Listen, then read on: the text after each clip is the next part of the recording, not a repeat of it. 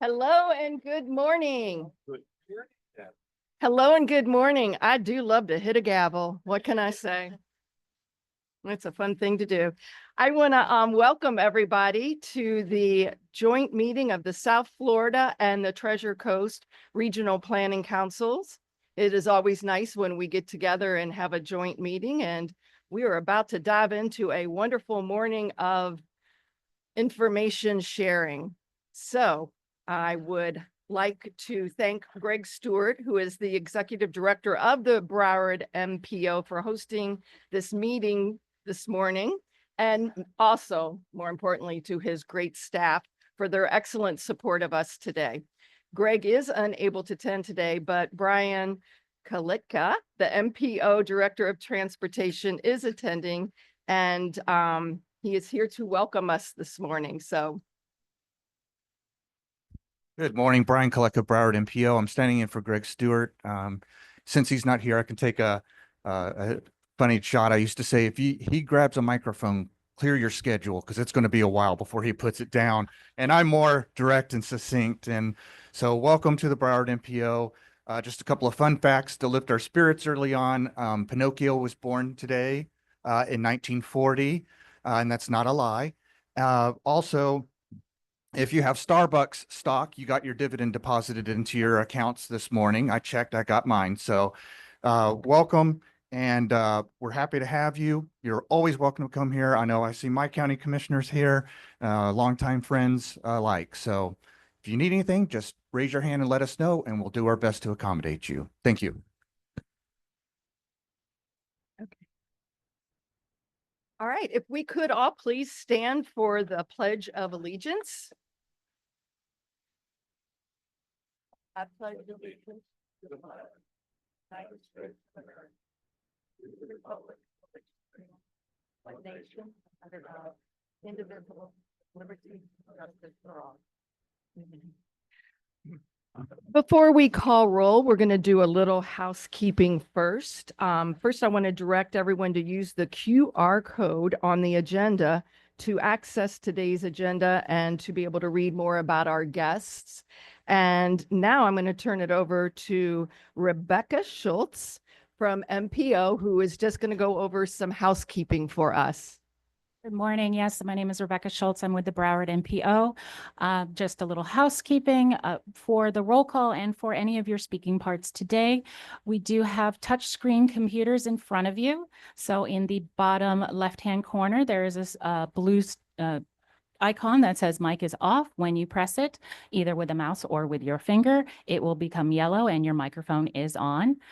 If you have any questions or have any issues with your technology, just give us a wave. Any of the MPO staff, including myself, will be over in the corner and can assist you as needed. Restrooms are over back by the elevators behind them. So back the way you came. And then we also have our fire we have the one stairwell here, as well as the main stairwell behind the elevator, and then another one on down the other hall. So if you have any questions, I can take them now. Any questions? All righty. Thank you so much, Rebecca Schultz. Thank you, Chair. And with that, we will turn it over to Isabel and Tom to do roll call. Thank you very much. Bring your mic in. Good morning, everyone. Delighted that you're here. I'm going to call the roll call for the South Florida Regional Planning Council. Frank Kaplan. Commissioner, Councilmember Cates. Here. Councilmember Corradino is excused. Mayor Furr. Senator Garcia is represented by his Chief of Staff, Iraida Mendez Cartaya. Senator Geller. Here. Commissioner Gilbert. Councilmember Goldberg. Councilmember Portland is excused. Councilmember Kaufman is excused. Commissioner McGee. And I have the pleasure of calling on Councilmember Maria Rodriguez. I don't think she's here yet, but she's on her way. She's going to be with Council. Yes, very exciting. Council member Udine is arriving today, but I don't believe he's here yet. I'm gonna move to our ex officio members. Serena Davila from the Department of Environmental Protection. Thank you. We have our ex officio member, Dat Wynn from FDOT District 6. Okay, thank you. We have our ex officio member, Victoria Peters from FDOT District 4. And there's somebody here for her.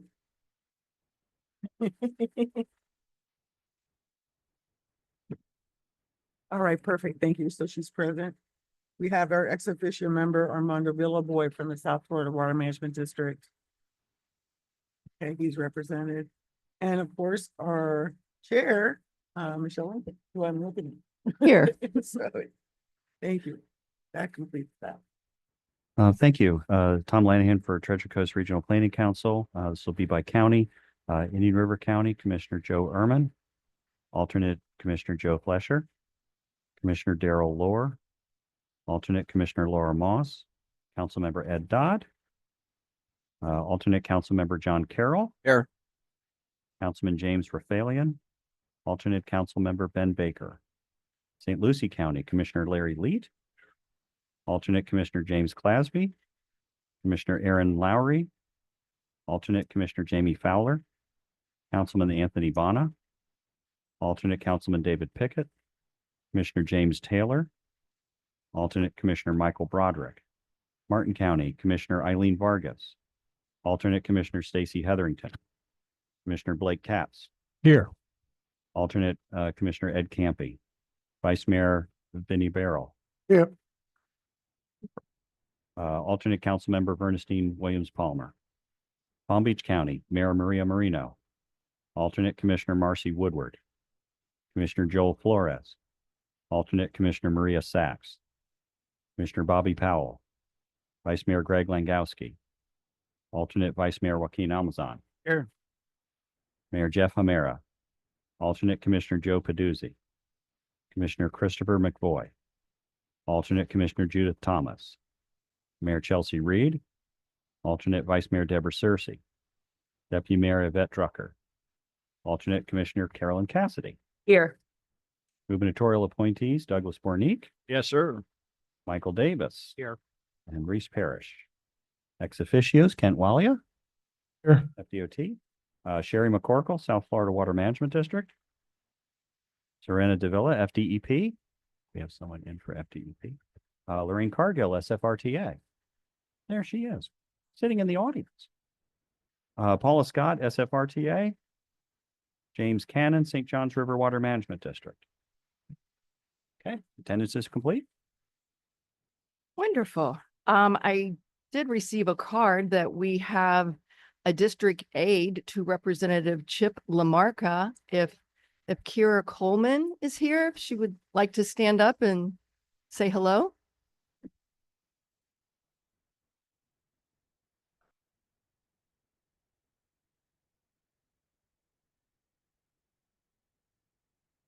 Wonderful. Thank you so much for being here representing Representative Lamarca.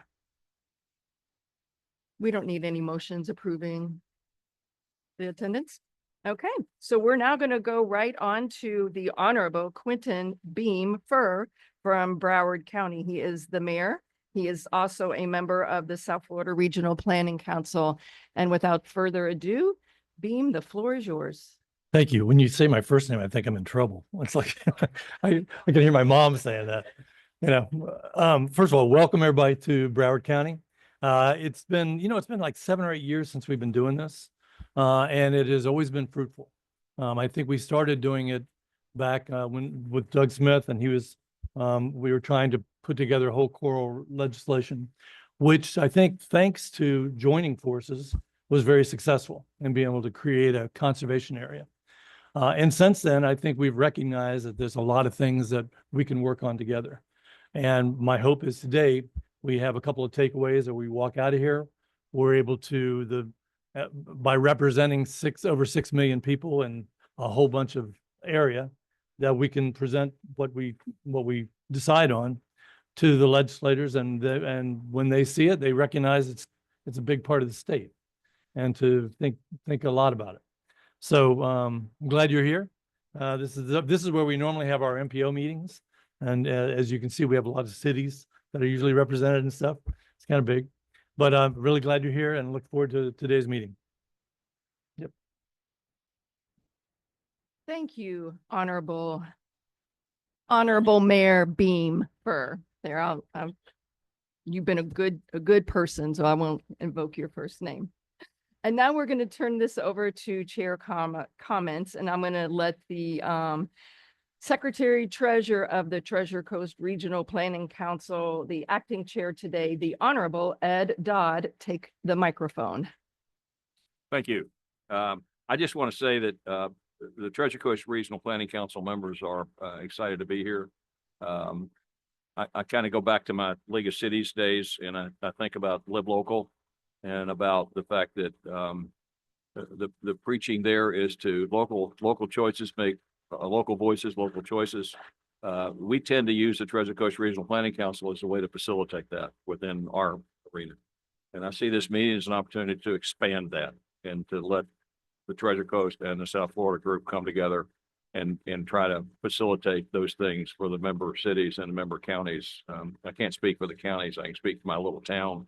Northernmost city in the Treasure Coast, probably one of the smallest in the Treasure Coast. And we like being a fishing village.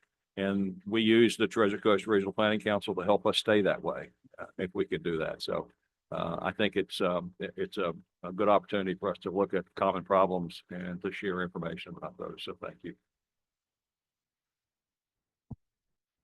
Thank you so much for that. Coming from the fabulous Florida Keys, the southernmost county in the southernmost state of the United States of America, it's so nice to have these joint meetings where I get to hear that the stories and the frustrations and the challenges that I have in the Florida Keys are very similar to what we have up and down our entire eastern coast. And when I come to these meetings and we get to exchange information with each other, it makes our entire area that much stronger. When I leave here today, I'm going to be flying to Washington, D.C., and I'll be wearing my NACO hat for the weekend. And the stories that I hear today are the stories that I can then spread to Washington. And then next week and the following weeks when we're all in Tallahassee, this right here, this gives us the bullets that we need in our gun so that we can scream our message to the legislators of what we need here in our region. So I really do appreciate everyone being here today. Is there any VIP in the audience that I possibly missed when we did our early recognition? Is there any other? My Isabel is telling me yes. And I'm getting it. Here we are. Monica Sapiro, thank you. I can't read your writing. Broward County Administrator is here. And Virginia Baker from Palm Beach County is here as well. Thank you all so much. Thank you all for being here. I also have a note about a Commissioner Albritton. Wonderful. Thank you so much for being here. Okay. Any other hands up that I missed? If I missed you, I am so very sorry. Welcome. We now need a motion to approve the joint council meeting minutes. Moved by Senator Geller. I need a second. Second. Second by Commissioner Kaplan. Any opposition? Hearing none, the meeting is approved. Now we're moving back to Mayor Furr, who will be giving the Tri-Rail update and the future plans. Actually, I won't be, but I would like to. I would love to ask David Deck to come up. You know it all. Yeah, no. David, I had to, yeah. I had the pleasure of actually riding Tri-Rail this morning. And David, I just have to tell you, you've made that Tri-Rail so much better It's clean. You know, when you're riding on it, it's a joy now. And you've just done a really good job on it. I think you're going to give us an update on some future plans. And I think there were a few things we wanted to talk to you about. I know the administrators were here, but you're just doing a great job on it. Thank you. I thank you very much for the kind words, and I'm very thankful for the opportunity that you all have given me to come up here and talk about some of the things that we have going on here. Mayor Furr, Chair, Treasure Coast and South Florida Regional County Planning Councils. This is where all these things happen. And it's been a minute. I'm going to talk both ways. But it's I can read these screens easier, so it's even better. I won't need my glasses. But it's been a minute since we've talked about South Florida and the Tri-Rail. And really, the last time we spoke, I think we were talking about some of the things we were starting to work on. And now it's a little bit of more of the progress. We are certainly still a work in progress. I think you'll see as part of this presentation that a lot of the improvements that we're trying to make are ongoing. And we're really, I think my staff would vouch for, we're really in the midst of a culture change at South Florida Regional Transportation Authority, in, understanding that, what may have been good enough is not good enough. There is no good enough. And it's going to take us a little time to get to where we want to be. But I do appreciate the kind words. And I got some words from other folks here this morning as well that had thank goodness you had a pleasant trip this morning. I probably wouldn't have shown up otherwise, but yeah, I might have found another place to be. So a little bit of history. FDOT purchased the South Florida Rail Corridor from CSX, my former employer. I wasn't there in '89, but back in 1989, as a means of taking some congestion while I-95 was under construction. SFRTA now operates Tri-Rail, which is defined as a commuter rail. We're FRA regulated commuter rail. And we have 73.5 miles of mainline territory, 8 miles of freight track and service tracks, because we do still host CSX. So CSX has a robust freight shipping network on this railroad still, as well as hosting 2 southbound Amtraks and 2 northbound Amtraks per day. We are actually very pleased. I think CSX's volumes are up, which is great for all of us here in South Florida. So again, we started service in 1989. We are very proud. For the first year and a half, I had to say we had 18 stations. So we now have 19 stations, and we'll talk a little bit later here about the opening of our Miami Central station that we share with Brightline. But we operate 54 weekday trains and 30 weekend trains, and then we run shuttle service from our Metro transfer station to Miami Central. And, I can answer questions about that because there was a lot of different conversations about how that came to pass. But we do have hourly service on the weekends and on holidays, and on off-peak hours. So I want to talk about Miami Central because, railroads have been around for 200 years, and, the gauge of every railroad's 56.5 inches, and the engines are all pretty much the same. So, but you'd be amazed at the regulatory hoops that you have to jump through to open a new railroad, right? Even railroads that are already existing. So this 8-mile segment of track between our Metro transfer station and Miami Central operates over the Florida East Coast Railroad. And 4 miles of that had never had commuter trains running on it at all. So there's enormous regulatory checklists and hoops that I don't want to say jump through, but you have to go through a lot to get the FRA's approval to open up a new station. And that was hard enough before we all had PTC. So positive train control is a function that we all have. It was mandated by Congress in 2017. No, well, we had to have it done in 2017, then they extended to 2020. But so also you have to go through dynamic, and I won't bore everybody, but there's hours and hours and days and weeks of testing that have to go on with this equipment to make sure that it'll stop when it's supposed to, that it won't go over speed.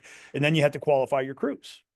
So we went through an enormous amount of work here. And here's just some highlights of some of the things we went through with the hardware and software upgrades. Again, I used to run like a railroad, right? It was, wheels and an engine, you pull cars and it was easy. And then PTC made it so that we all run a network. It's all a computer network, and we've all had to adjust a little bit for that. So all new hardware and software upgrades on all of our equipment to be able to go over on the FEC and into Miami Central, and that's positive train control as well as automatic train control, all had to be installed. And then we had hours of testing.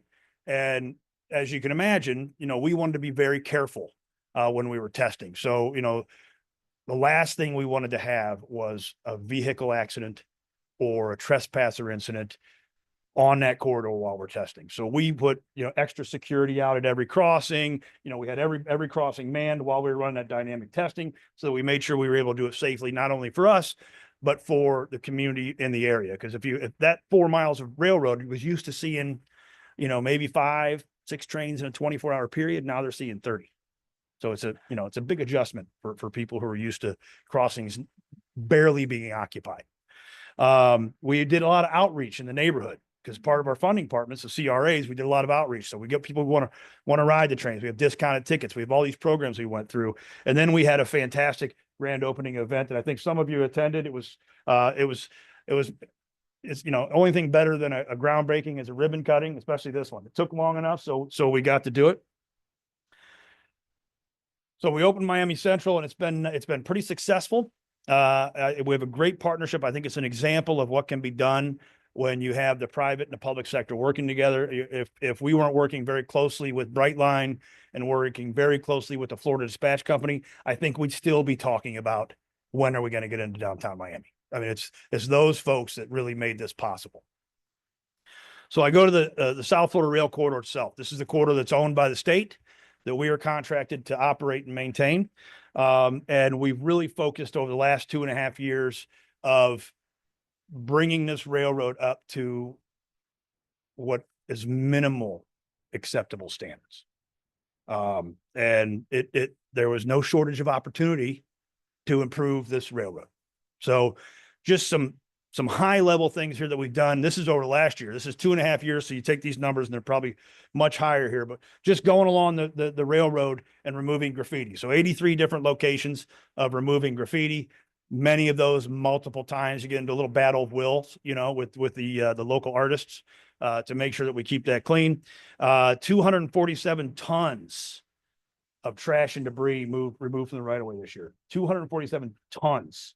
That's because nobody wants to look at that going down the railroad, and no one wants to live next to it. We want to be a good neighbor. 1,100 feet of fencing installed. That's this year. So we're going to do 1,100 feet next year, and then we have to repair. Of that 1,100, when they cut it, we have to go repair it. So there's another 776 feet that we've repaired. 20 homeless camps cleared this year.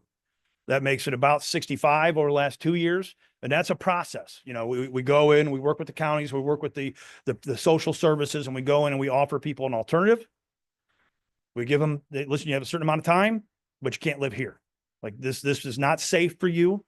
We have no intention of solving Florida's homeless issues one person at a time, which is why we are so really militant about keeping the camps off of the right of way. And then 270,000 feet of vegetation cleared this year. And that's on top of what we do normally, right? We install 80,000 ties and 2 miles of rail and all these other things just to keep this railroad up and going and where it should be. And then we talk about improvements with our partners at FDOT, our partners in the federal government. This just on maintenance away. If you look at these numbers, because, you guys are all used to dealing with like federal grants and money. So every money has a different flavor and it can use for certain things. So here's 3 flavors. This is like vanilla, French vanilla, and, something else, of signal improvements and road crossing improvements. So we had crossing rehab, $6 million in crossing rehab. That's going in, taking out the pavement, putting in new panels, making sure that crossing is nice and smooth to ride across for the general public. Signal upgrades and the OSSI are more of the internal on the bungalows and the signal arms and LED lights, updated crossing predictors. And not to bore everybody, I can talk for, they only gave me a half an hour. I can talk for a half an hour on crossing predictors, but this is the latest technology is XP4 technology from Alstom that basically looks out on the railroad a couple miles and it predicts the speed of the train and it says, okay, the speed, does the algebra that we never really wanted to do in school, like the trains are not going this fast. And it says, okay, train's going 50 miles an hour.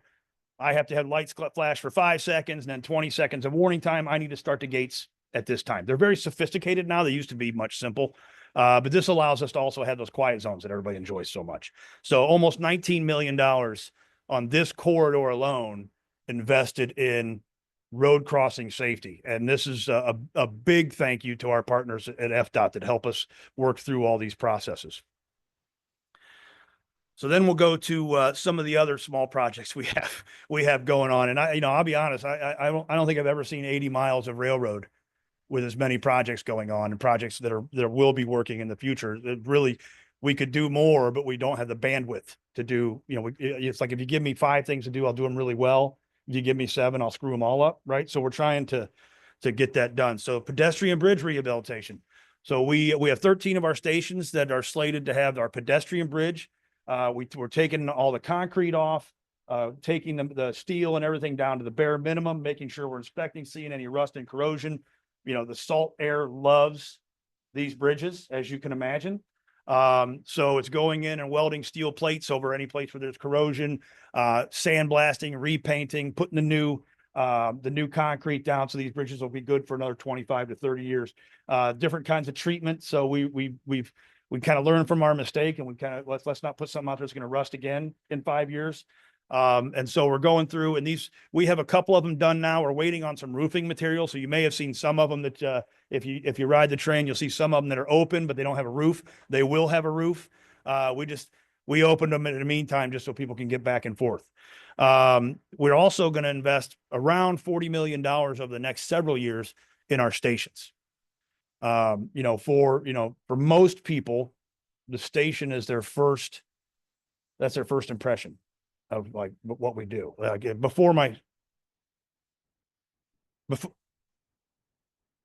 know what I did.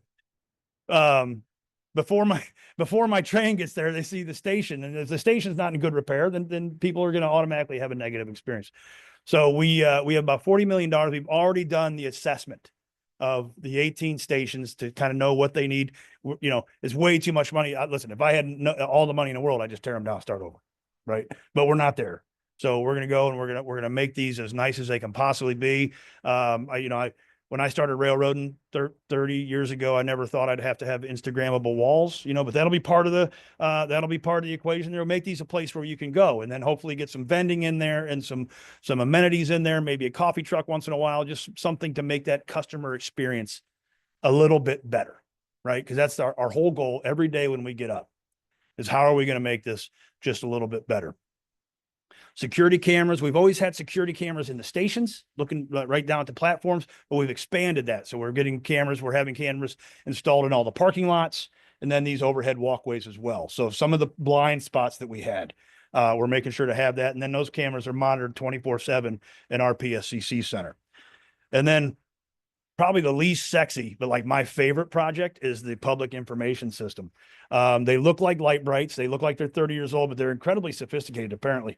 But it's, one of our biggest delays is when we run CSX during the day or Amtrak during the day, people are looking for our train to normally be on southbound on number 1 or northbound on number 2. And when we run those midday traffic where something happens and we have a breakdown and we're on the off track, we didn't really have an ability to tell people, hey, the train's on the other side.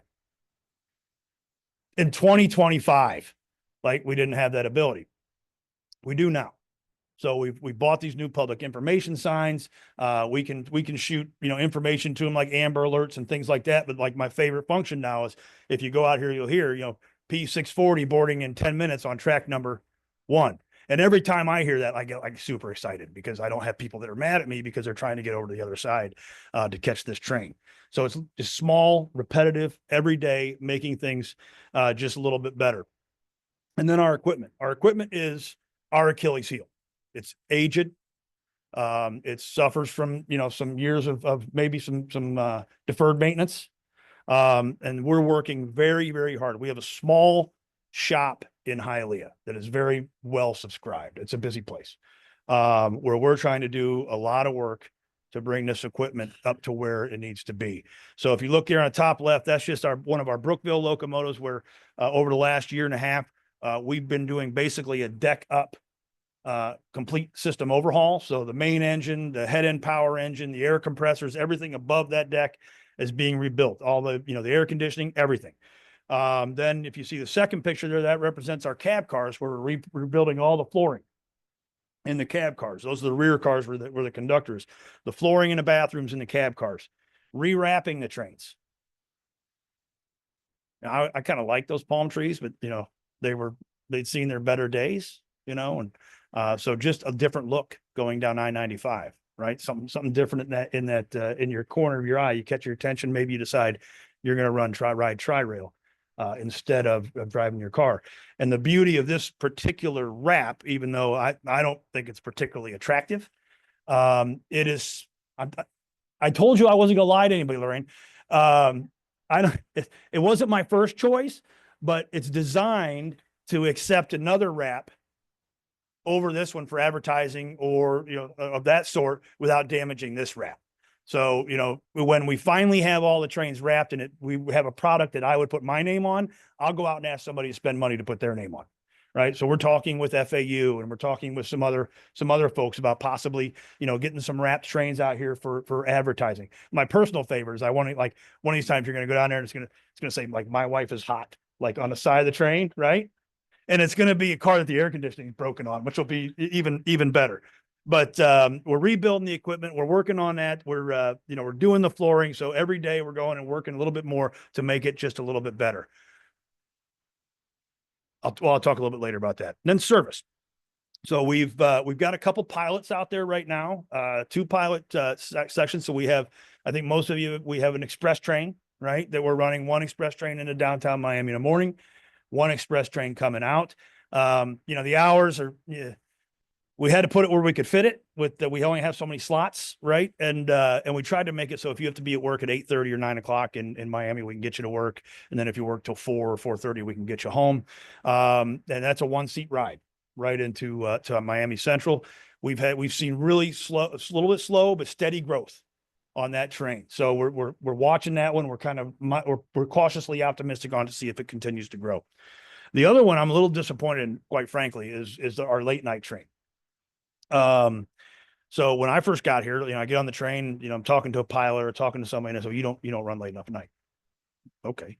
So looking, figuring things out. And so we talked our board into allowing us to do a pilot train. We went down to the airports, because we connect with three airports. It's really our bread and butter. Miami Airport's our #1 station, Fort Lauderdale Airport right behind there. And then we connect with Ubers at Palm Beach Airport. But the only thing better than an airport like traveler is an airport employee, right? Those are the people who ride 5 days a week. So we went down to Miami Airport. We sat down with the airport leadership. We sat down with the unions. We sat down with the vendors. We sat down. What times? Like if I was going to put another round trip in, what time do you need it to be? And we sent out like blast email surveys to the people who work at the airports. If you get off work at 11, how long does it take you to get to the train? If we get you here at 10:45 or whatever it is, how long does it take you to get to work? So we put that train on. At least we got one that goes in there just before 11, one that comes out at midnight that is very, very undersubscribed. All the excitement about it, everybody wanted it, nobody rides it. So if you want your own private train, come out of the airport around midnight and you'll have probably most of a car to yourself. I don't know that one's going to survive. Like we're doing another marketing campaign with the airport to kind of, hey, we want to give this a real shot, but if nobody rides it, we can't the ROI is not there and we just can't do it. And then we have our first mile, last mile. So we work very hard. That's always the biggest issue with any of us, right? Whether it's bus or train or light rail, is getting people to and from that first and last mile. So we partnered over the last several years with Uber, Lyft, and the local taxis and Freebie and Circuit, and so we have a couple little programs. But we subsidize with our partners at FDOT, like the first $5 I think of an Uber or Lyft to and from most of our stations. We don't do it at Miami Central and we don't do it at the Miami Airport. But if you go into our website and you download to your Uber wallet and your Lyft wallet, and there's certain restrictions, you got to have an easy card. Like we have to have some way of knowing you're riding a train. So once you jump through that hoop, you can get the first little bit of your Uber taken care of. So we're starting to see the benefits of what we're doing. So depending on the week or month that you were looking at, I cut it off when we were in first place and I quit looking after that. We are the fastest growing commuter railroad coming out of COVID. So our ridership recovery was faster than anybody else. Now I think, Boston may have beat us later, but I said, I stopped looking then. So when 2.5 years ago, when I got here, about 11,000 riders a day. We are regularly over 15,000 riders today. We're 15,600 yesterday.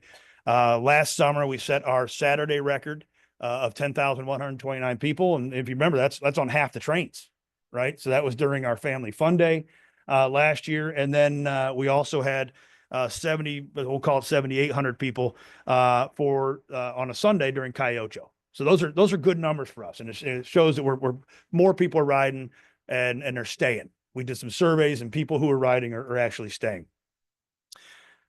I'm gonna get moving here. So I know there's some discussions after this, but also, we want to make sure that we touch on all the work we're doing around safety. So these are all either major updates or brand new safety plans that were brought in by the Federal Railroad Administration that all the railroads have to do. System Safety Plan Part 270 is an enormous undertaking. We had our 270 plan approved this year. Our passenger train emergency preparedness plans were all approved this year, as well as our testing, fatigue mitigation, and fatigue risk management. And then we're also, if you look there, that number down there, 15,656 warnings for fare evasion in the last 6 months, 1,105 citations, and 6 fare arrests for people who are repetitive. I wish I could say that that's helping, but I had like 7 warnings yesterday. So we haven't gotten there yet with the culture of, this is not free, you got to pay. We've gone through and, Lorraine's group really focuses on the studies and plans and works a lot with the planning organizations. So we completed our 5-year strategic plan, the Smart Step Bicycle and Pedestrian Study. We did our survey, our giant survey that we do every year for our ridership. We've got our transit development plan, our 20-year capital plan, and then we did a feasibility study for extending to the VA extension. So we are also focusing, and part of the reason why we want to be a good neighbor and clean up our backyard is transit-oriented development. So where I came from in Austin, there's development at every station. And, I went there as a non-believer, right? I worked for freight railroad for 23 years. Nobody wants to live next to a freight railroad. But meanwhile, everybody wanted to live next to a nice train station. It's got to be nice. It can't be dumpy. So we have the Colony at Boca Raton. And I just actually spoke with a group of developers the other day, because this one is going to be 340 residents. It's got affordable housing. It's got workforce housing, 30,000 square feet of retail underneath. We're going to lose 10 parking spots. I can deal with that. And then we're going to offer a discount for developers, though. There's a very most people who are developing, TIFIA loans and things like that. This is the first TOD in the country to be approved for a railroad infrastructure loan, a RIF loan. And what that is a low interest, like prime interest, 35-year fixed. So when you can do that, that really makes these projects much more viable over long term. So, we talked to him about it when we, I got stuck at a table one day with a guy that gives out RIF loans for a living. I'd never heard of it, and he's like, nobody has. So we're like, hey, let's give it a try. And it works. So, and so we've got that. So we're very hopeful. We expect to break ground later on this year. And then as we go to the future, we've got our Northern Layover Facility that the Palm Beach TPA is the funder for that. That will be north of our West Palm Beach location in Mangonia Park, and it will house 8 train sets, have a new train wash, light maintenance facility, really nice facility. I mean, if you've seen we need a new train wash. Like it's anyway. So we've gotten our approvals from CSX for the standard deviations, and that's big. So CSX has approval of anything that goes on this corridor, and they've approved of some of the deviations that we've requested. It's a giant step. And then we just found out, I think yesterday, Lorraine, that the plans that we've made do not conflict with like the power lines that are out there. So that was huge. So this project is really on one of the things nobody ever thought was going to happen. is going to happen. So we expect to be working on that here soon. Studying the VA extension, really working hard on, I don't want to say developing, because we're not developing, but we're maintaining and improving our partnerships and our relationships with our partners. Miami-Dade Transit, BCT, DTP, FEC, Palm Trans, CSX, Amtrak, Brightline. Like we need everybody in that room to get along most of the time. We don't have to get along all the time, but we get along most of the time and we can move some things forward. If we can fight each other for a living, which is fun, but it's really counterproductive. So that I want to talk about kind of coming up in the future and tee up, I think, so we have some challenges going forward, right? So right now we're in the midst of our operating agreement negotiations with FDOT. So we have an agreement with FDOT that we operate Tri-Rail, we maintain the corridor, we dispatch all those things. That agreement expires in less than 2 years, I think. And so we are currently negotiating the terms of that contract going forward. Our operating contracts. So we subcontract a lot of our work to Transdev on the track and signal side, Herzog on the operating side. And what we're going to do here going forward, I mentioned PTC, everything's a network. We're going to bundle those contracts. So we have one person in charge of all those things, and we'll be going out for that contract here very soon. We're doing the scoping of that as well. And then we're working on our funding challenges. So we operate right now at about a $30 million a year annual deficit. And we have been using COVID funding and relief funding to bridge that gap for a long time. Statutorily, we were supposed to have done something by 2019. COVID funding allowed us, to kick that can down the road. The time to stop kicking that can is now, to figure out where our funding is. The FDOT, the state, is not in the operating and maintenance business. That's not their business model. So FDOT is looking for SFRTA to find alternate sources of funding. So we commissioned a study not too long ago about what are those different sources of funding, because we don't have taxation powers. What are those sources of funding? What are those options? And so we have that, and so far we've met with all the county administrators. The county had very good meetings. Met with Palm Beach, Broward, and Miami-Dade. Great meetings there. And the next step here, we have a meeting in March with all 3 counties and FDOT and SFRTA all in the same room, so we can start looking at what are those options going forward. We're not in an existential crisis today. We have funding to go through the next couple of years. We have some reserves, but it's time to have that conversation and be part of that and see, what, if anything, we want to do forward. I mean, listen, somebody could wake up tomorrow and say, we don't need Tri-Rail. And that's a prerogative of South Florida. We think Tri-Rail is a really vital part of the neighborhood in South Florida.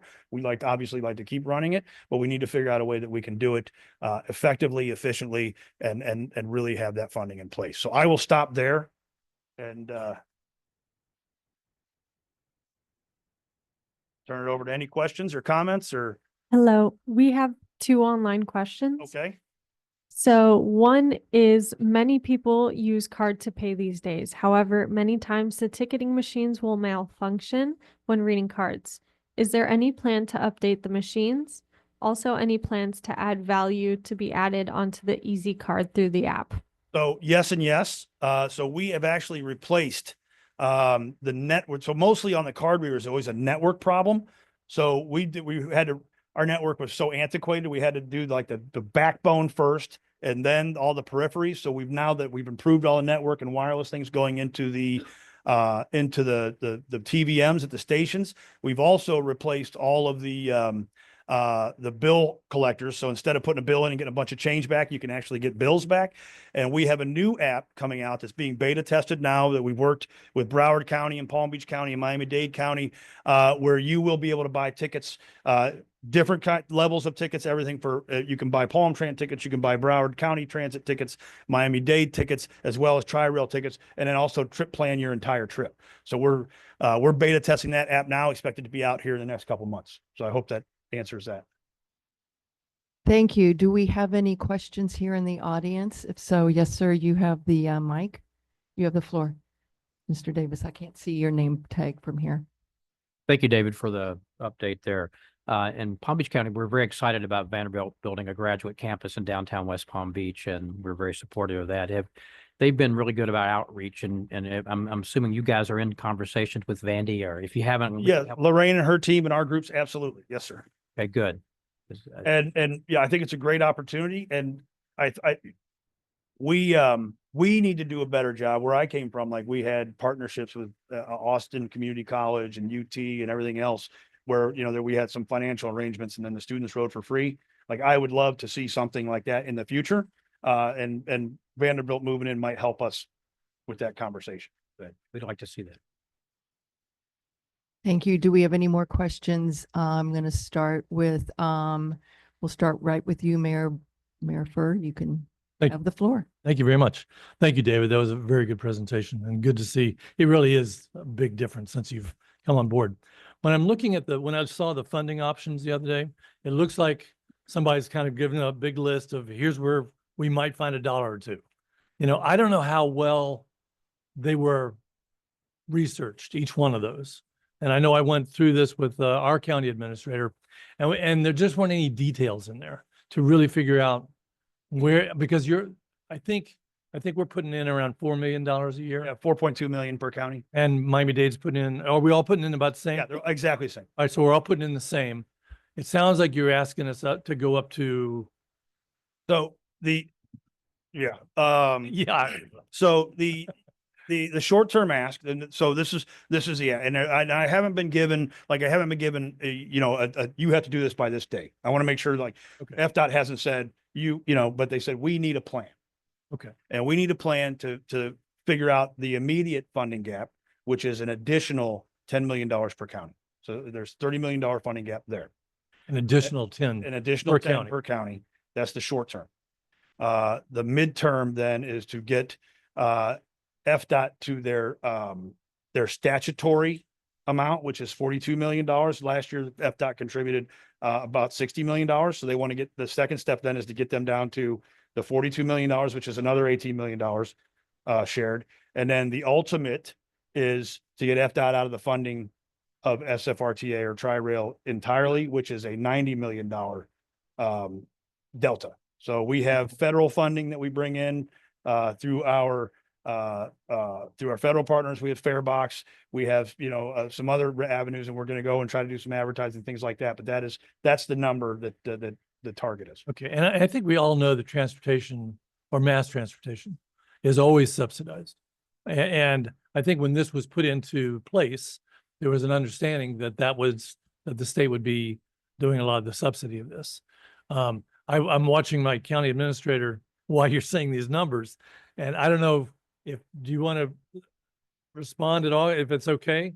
We've got both Broward County Administrator and Palm Beach County Administrator. Yeah, I think it'd be good.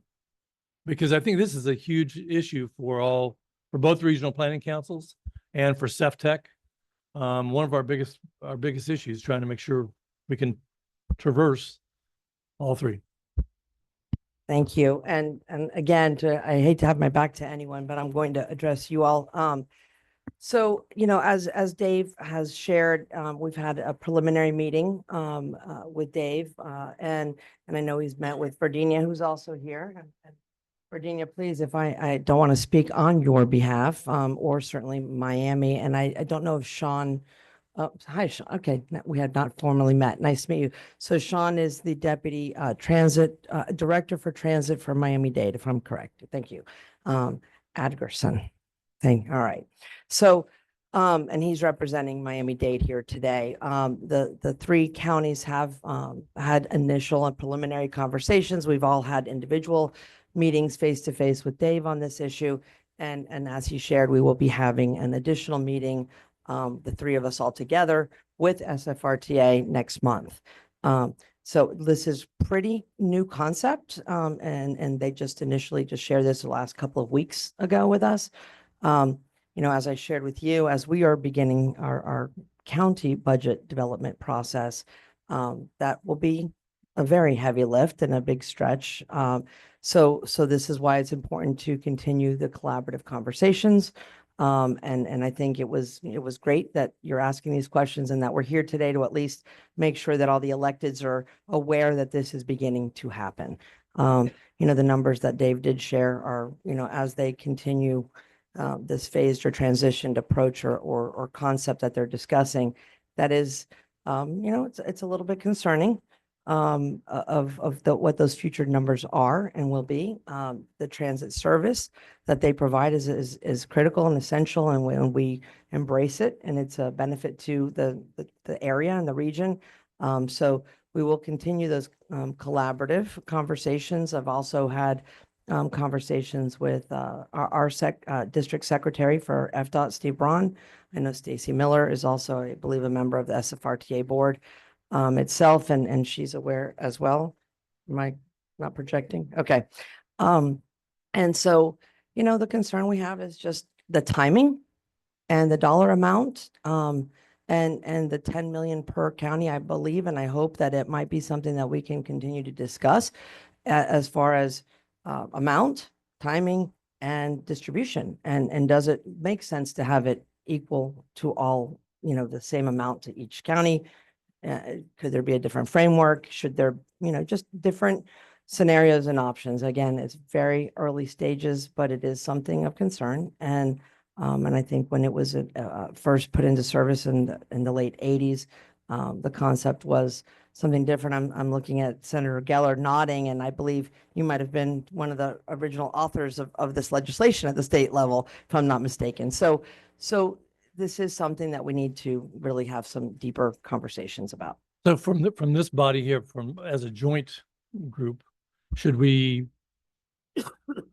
with a letter to someone talking about where we can go from here? Because it sounds like that conversation needs to go forward with all of us together. What would you recommend? Well, obviously you are the policy body for this organization. I think, obviously a letter probably could be helpful to maybe Secretary Perdue, that we're looking to continue collaborative conversations, and that they please engage with us through whatever budgeting exercises they may have at the state level that could impact the counties. I think that is something that is very important to continue. Does that sound good, David? Have a meeting like FDOT. Like the real meeting is coming up in March. Oh, that's the wheel meets the rail, but for my, is in March when we have the meeting that we've already got scheduled with, the FDOT secretaries and the counties and SFRTA in the room together to see, what path, if any, there is to move forward. Okay. I would, are we able to make motions? Yeah, I was going to ask if maybe if Ms. Baker or Mr. Edgerson would also like to stand up and say anything to represent Palm Beach County right now and or Miami-Dade, or if not, we can, yes. Yes, and we do have some other people. Yeah. I know Senator Geller wants to, and so does Commissioner Drucker. First of all, good morning. Thank you for being here. I'm Virginia Baker, County Administrator for Palm Beach County. And I echo her Broward County Administrator's sentiments. We are very concerned. I did meet with Mr. Deck early on. We've got our own marching orders from our board. The feds are reducing, the state is reducing. And so they're now looking at the local level. And our commissioners are also looking at how do we balance all of this? Tri-Rail is a major component of getting working people from one county to another, and even within our own county. So it's critical. However, we've got some additional requirements that the state has also submitted as unfunded mandates. So we need to look at all of it, and we've got to do a balancing act. And to tell me that you may be looking for 10 million in next fiscal year, I don't know how we're going to handle that. So I agree. It's critical. It's a matter of priorities, and we'll continue to work with Mr. Deck. I think he's done a tremendous job since he's been here, but funding is a major issue for us. Thank you. Mr. Edgerson from Miami-Dade, the floor is yours. And then on deck, we have Commissioner Yvette Drucker. And after that, we'll have Senator Geller. On.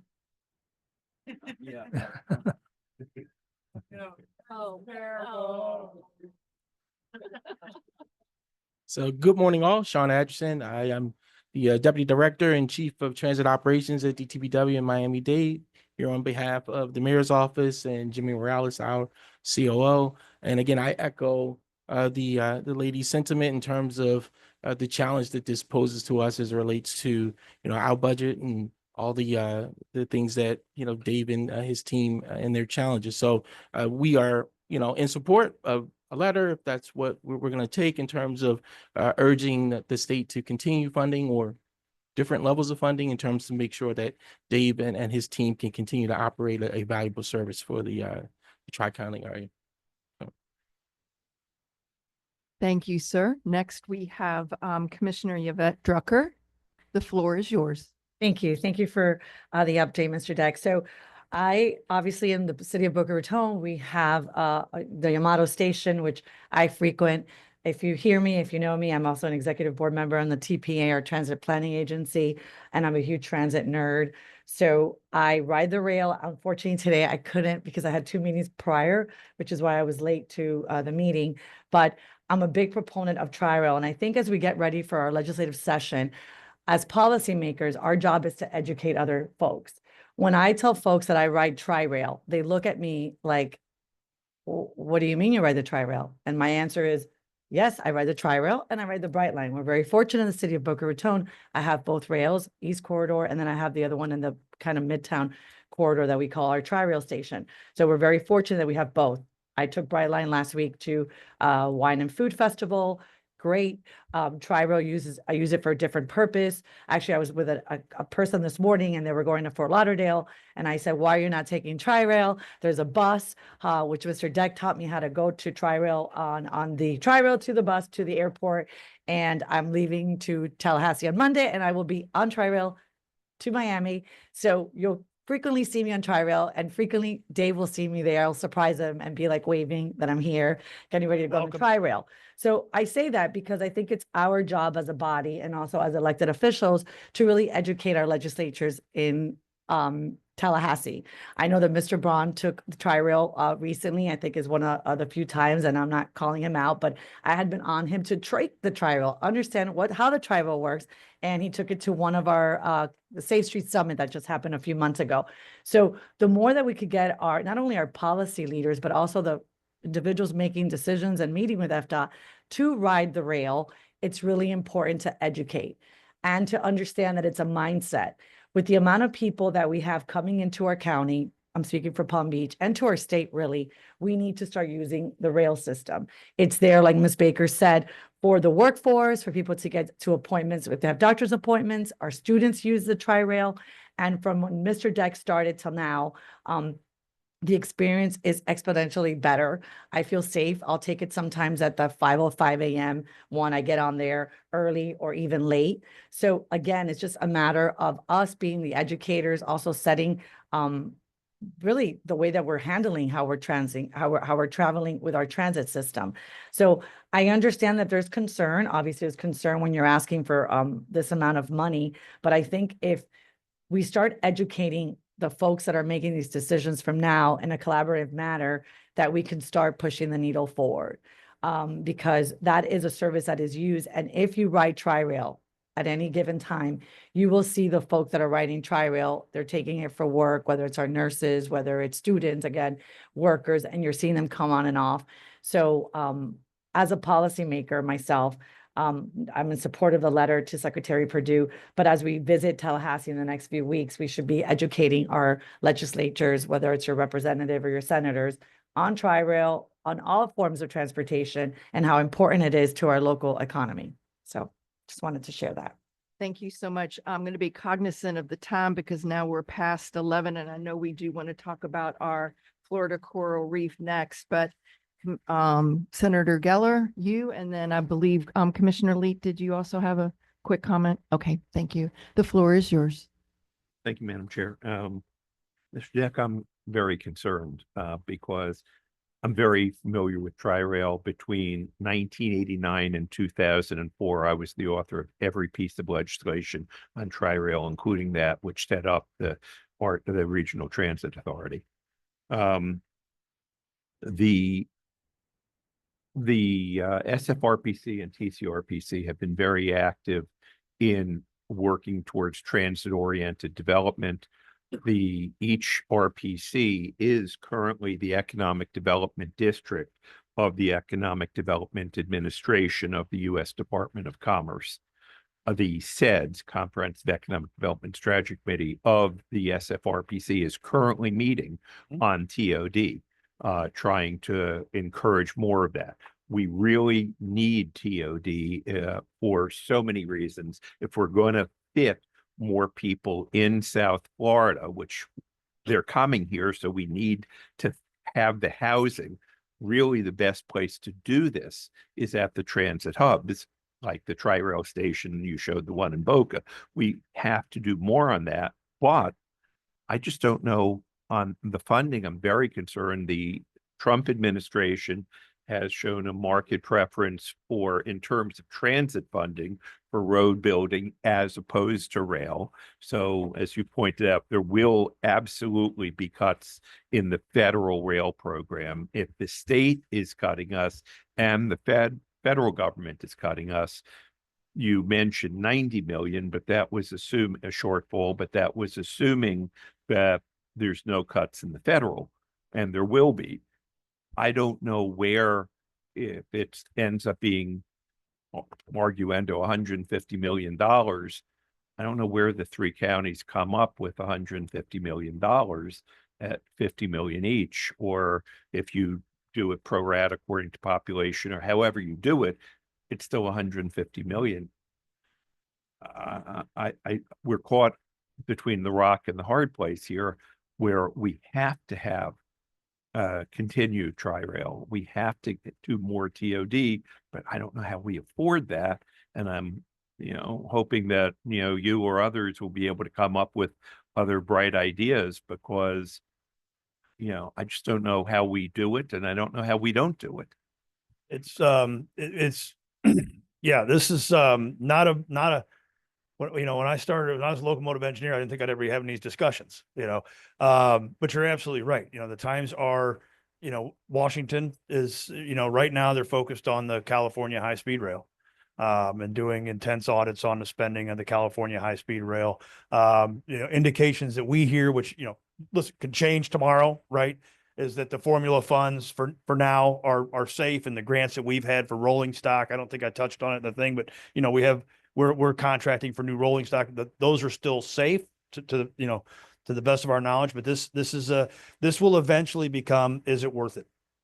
That's really what it'll come down to for the counties and for the state and everybody else is it worth it? And that's a value statement. You look at it, you look at the financial benefits, you look at the station benefits, you look at the benefits of society, you have to weigh those against a dollar.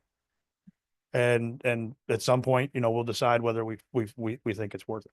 Thank you so much. We're going to do one more question, and then I'm sorry, we have a lot of hands up, but we are now running way late. And this is such a great topic. I have a feeling we are going to be bringing you back more often than maybe you really want. I could stay during breaks and. Thank you. Yeah. Thank you. So we're going to let Commissioner Leet speak, and then Mayor Furr, if you would like then to request the letter. Couple of comments and questions. Larry Leet, St. Lucie County. We had heard rumors that you were looking at coming up to our county. We do have a lot of residents that transport back and forth from our county to Palm Beach, which we're getting on our local buses, so on and so forth, in conjunction with Palm Beach. That being said, I was in the aviation business at the St. Lucie County Airport, and we have what a lot of people will know as an FBO, fixed base operator. They give you fuel, so on and so forth.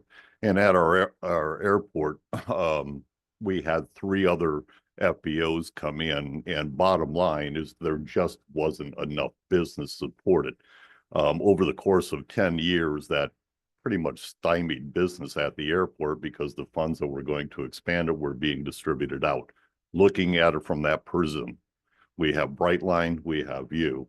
Is there any communication between you and Brightline on who's going to try to pick up this? Because with this financial situation, I see the same thing unfolding between the transport or between Tri-Rail and Brightline? I speak to Brightline very often. I had a meeting in Miami with them yesterday, and we meet. I've had 2 meetings with them, as a matter of fact, this week. We're in 2 very different businesses. We cater to 2 very different clientele. And Brightline is and I don't want to speak for them, but they're not interested in commuter rail. Like, that's not what they do, right? However, they are interested in having commuter rail on the FEC corridor, right? So looking forward, if, I don't know if it's a decade or, 5, 10, 15, 20 years, is South Florida is blessed. When you're sitting at the railroad crossing, you probably don't feel blessed, but you're blessed with existing rail infrastructure that you can't buy, right? Very few people are building new railroads. So in the future, I would see a true regional railroad here that would go from possibly, commuter rail further up north, coming down through Palm Beach County, all the way into Miami on the FEC line, and a complementing that you can go different, so much like on a much smaller scale, but Chicago has 11 lines. You could very conceivably have 2 lines where you can get from Palm Beach Garden to the airport on Mars, or get, down to Miami Center. So there's ways to do that. It's very complicated now because as you can imagine, there are a lot of players at the table. We are at the table. We think a good partner. We're encouraging commuter rail on that line because I think it'd be very successful. We like to be part of it. If we're not, we're still going to be a good partner. And so you get those economies of scale, maybe, but rail is expensive. There's no ifs, ands, or buts that especially heavy rail. Light rail is very expensive to build. Heavy rail is very expensive to operate. Thank you. The floor is now yours, Mayor Furr, if you would like to make a motion for a letter. Yes, thank you. I will say just before that, building another lane of traffic would probably be billions.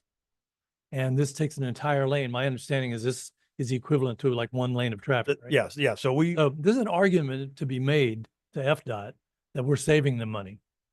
I'm going to go with that. Anyway, but I do think I would like to make a motion that we send a letter to the secretary and ask for some flexibility and continued discussions. We have a motion on the floor. Do we have a second? Okay, we have a second. Any opposed? All in favor, say aye. Aye. Motion passes. Thanks. Yes. I'm wondering, if we could, I'm sorry. Thank you so much. I'm just wondering to expedite everything because our meeting's not till March 17th. Treasure Coast doesn't meet till the 21st. If the councils would like to just say we approve this in concept, subject to review and approval by the chairs and others. And So we can and move faster. I think it would be important to run it by county administrators as well. Sure, of course. Okay. Okay, so is that an amended motion? Yes. That's second. Second, okay. And all in favor, say aye. Aye. All righty, opposed? Hearing none, motion carries. Mr. David Deck, thank you so much for being here. I get the pleasure of sitting on the strategic plan 2055 with you, and I have a feeling we'll be talking more about Tri-Rail there as well. Oh, it's my pleasure. And again, thank you for inviting me. Thank you.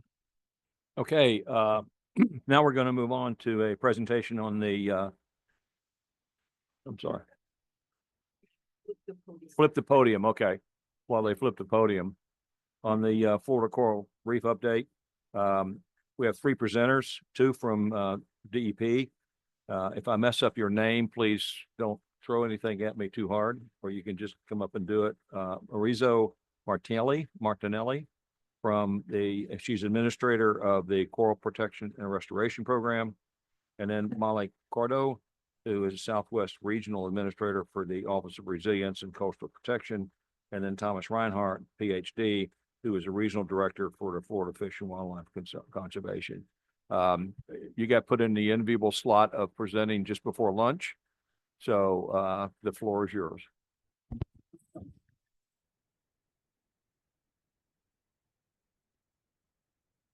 All right. Well, good morning, everybody. Thank you for having us today to present. I apologize in the back. My name is Molly Cordo with Florida DEP's Office of Resilience and Coastal Protection. I'm joined here by Mauricio Martinelli. He is our new Coral Protection and Restoration Program Administrator, new to our program, and we're going to be presenting jointly today. So to get us started, so just a brief overview of Florida's coral reef. I'm sure you all know where it is by now. It's offshore, just due east. So the Florida's coral reef runs from Martin County all the way down through Monroe into the Dry Tortugas. It covers over 350 nautical miles, and it's mainly contained within state waters, but it also goes out into federal waters. So on the map that you see, sorry about that.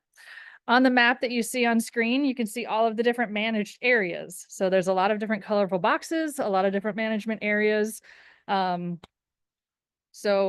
I'll talk about it in a little bit, but you can see on the northern section, we have this new blue boundary for the Kristen Jacobs Coral Aquatic Preserve, following down to Biscayne National Park in green and the Florida Keys National Marine Sanctuary in a slightly different shade of green. Florida's coral reef is very ecologically diverse and economically essential. So it provides shoreline protection for over 5,600 people, worth about $675 million in economic activity and over $1 billion worth of value in terms of protection against severe storm events. There's also significant fisheries habitat, providing over 3,700 jobs and over $450 million per year in economic output. In addition to tourism, which annually supports over 71,000 jobs and 6.3 billion in sales and income. So as you can see, just from some simple numbers, Florida's coral reef is very economically important and ecologically important to our South Florida area as a whole. We have faced some challenges though. So as you can see, over time, there have been different challenges facing Florida's coral reef. We've seen things like cold water bleaching events, warm water bleaching events, sponge die-offs, harmful algal blooms, seagrass die-offs. We had, starting in about 2014, there was a very large disease that started and spread all throughout Southeast Florida and to all of Florida's coral reefs, which we refer to as stony coral tissue loss. So that started right around 2014 is when we first noticed that in Miami.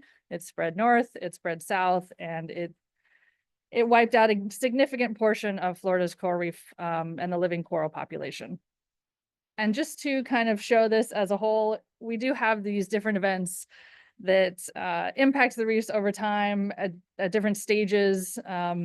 But as that long continuing line at the bottom, water quality. That's always the prevalent challenge of water quality has been a consistent issue over time and unfortunately continues to be an issue. So while we have all of these other individual issues such as bleaching events and unfortunately the disease, water quality is still in the background as always a large contributor to the unfortunate decline of a lot of our coral reef populations.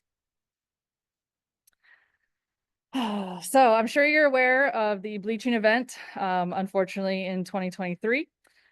This was one of our worst bleaching years in recent years. And you can see on the screen, there's a little arrow pointing down to the Keys. That is where we had the most significant impact there in the middle Keys. And the map on the right shows all of the areas impacted with elevated heat stress levels. So there's a lot of alert level 2. To the point where they are now creating a new system because there was so much alert level 2 that it doesn't necessarily capture the level of impact that we would be expecting. In 2023, the most significant bleaching was felt in the Keys. There was still some bleaching in these northern parts of the reefs, but the reefs are typically a little bit deeper. We have more upwelling, so it wasn't quite as severe on the northern portion of reef offshore where we are right now. That is to say, there still was, it still was definitely felt. All right, so on to our exciting news. I'm sure you're all aware since this went into act in July of 2024, but the Kristen Jacobs Coral Reef Ecosystem Conservation Area was designated as an aquatic preserve. It is still the long name, but we prefer to refer to it as the Kristen Jacobs Coral Aquatic Preserve, or shortened acronyms. So this aquatic preserve was officially designated last year in the middle of 2024, and Florida Administrative Code Chapter 1820, the General Aquatic Preserve Act, applies to this area. So along with our federal partners and state partners that we work with on a regular basis, our DEP Office of Coral Reef Conservation Program is responsible for managing this Kristen Jacobs Coral Aquatic Preserve. So we help balance the commercial, recreational, tourism use with the conservation side. So just before I continue, a very large thank you to everybody here that did have a part in elevating this and recognizing the Coral Aquatic Preserve offshore here. It is our newest aquatic preserve in Florida. We're now up to 43 aquatic preserves. And so that's a milestone in and of itself. We now have, since we have an aquatic preserve, we now have to create a management plan. So with a bit of foresight, but also just because we needed to start doing some additional planning, we started it in, before the aquatic preserve designation even went into effect. So I like to think that we are a little bit ahead of the game, and now we can modify that into our aquatic preserve management plan. So the slide right now that you're seeing kind of just shows the process of how we have to develop a management plan. Right now, we have reviewed it with our Southeast Florida Coral Reef Initiative team, our SFRPC team. We've reviewed it with FWC. We've reviewed it with the individual counties, just to get kind of, are there any red flags or any big things that we're missing? Right now, it is being reviewed internally by our Coral Reef Conservation Program staff, and we are just checking it to make sure there's nothing in here that we're missing before we take it to the larger public.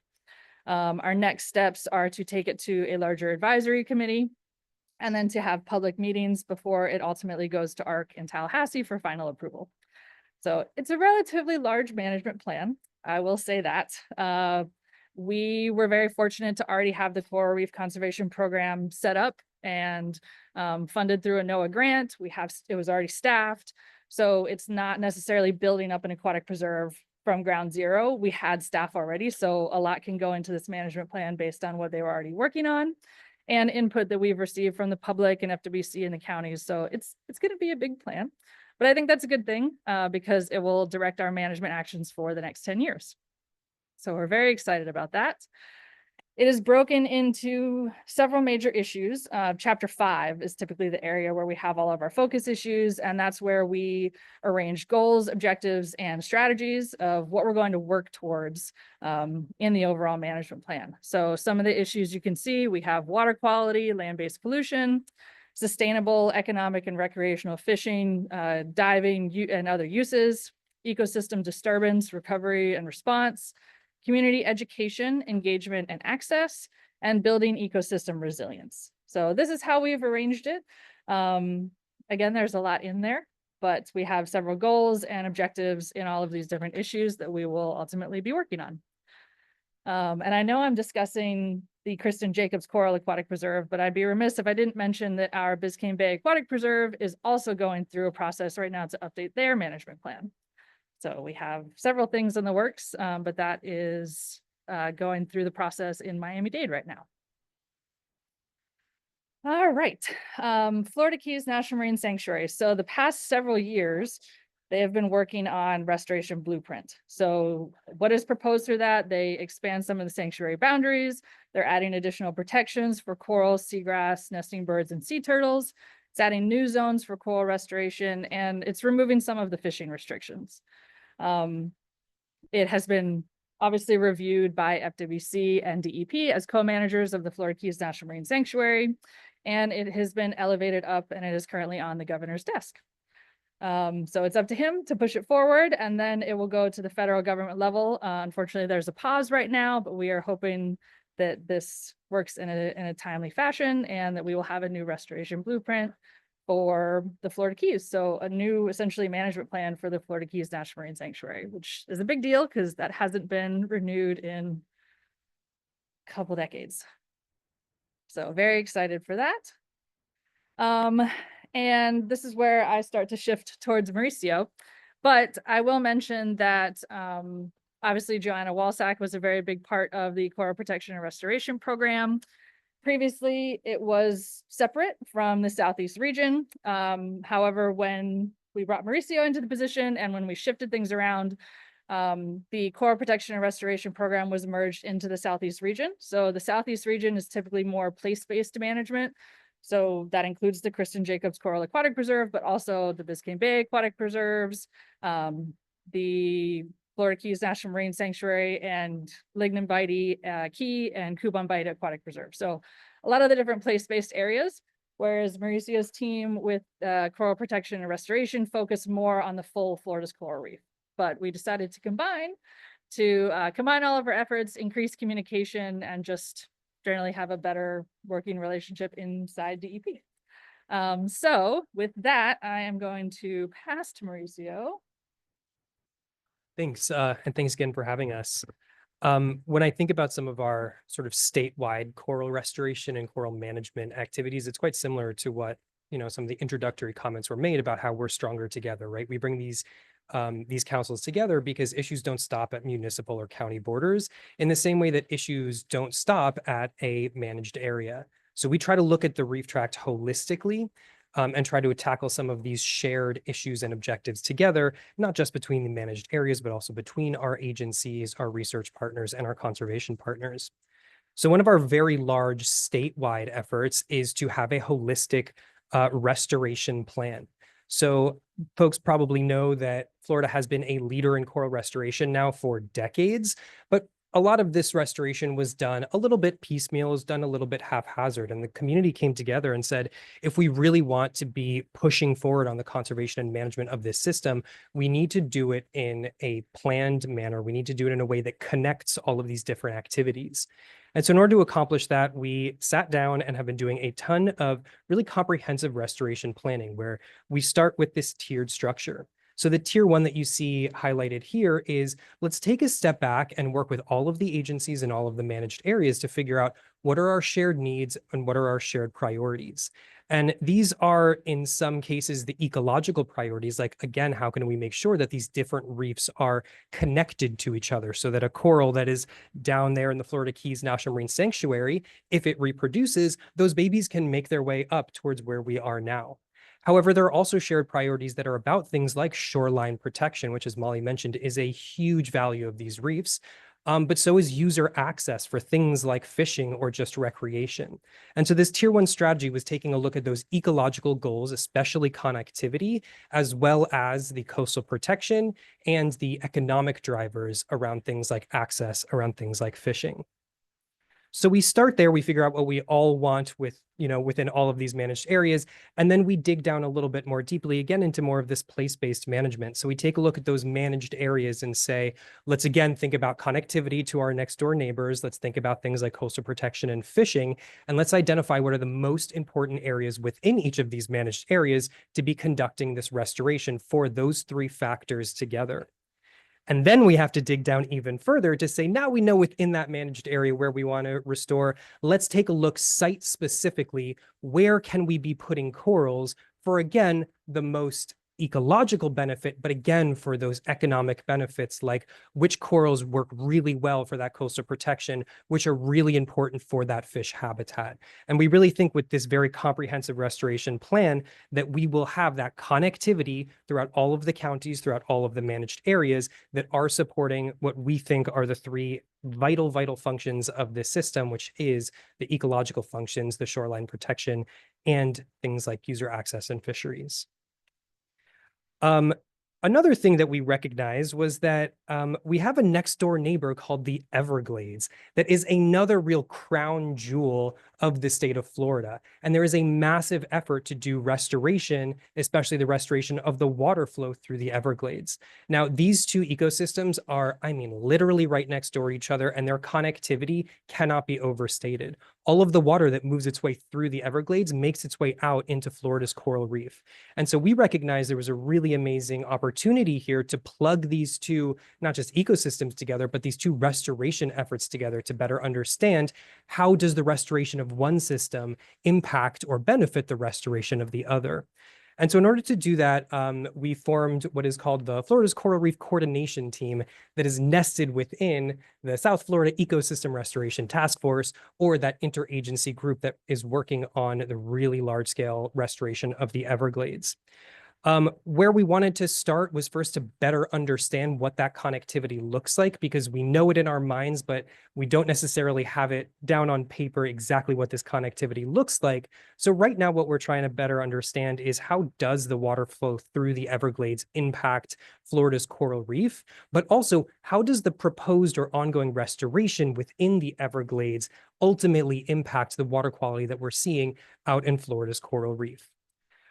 So once we understand that connection, I think that we can do a better job of helping to make sure that all of these restoration efforts are aligned. It would be terrible if we're duplicating effort, be it for research or restoration. So we want to make sure that, you know, in the same way that the ecosystems are connected, that our conservation approaches are connected as well.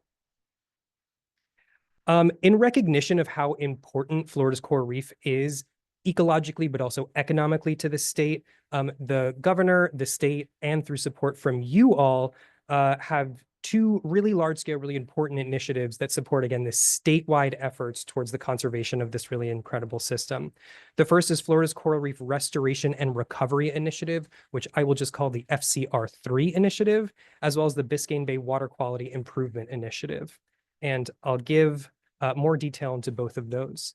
So starting with that FCR3 initiative, the main goal of this is to help develop the infrastructure, technology, skilled workforce, and logistics necessary by 2050 to support the long-term recovery of no less than 25% of Florida's coral reef. Now, as Molly mentioned in the beginning, this is a huge reef tract, 350 miles. So this 25% of restoration is a huge undertaking. But the idea is that this initiative is not necessarily going to be planting a coral in every piece of that 25%, but getting us so that we have the infrastructure, the people, all of the pipelines in place so that we are actually able to accomplish this.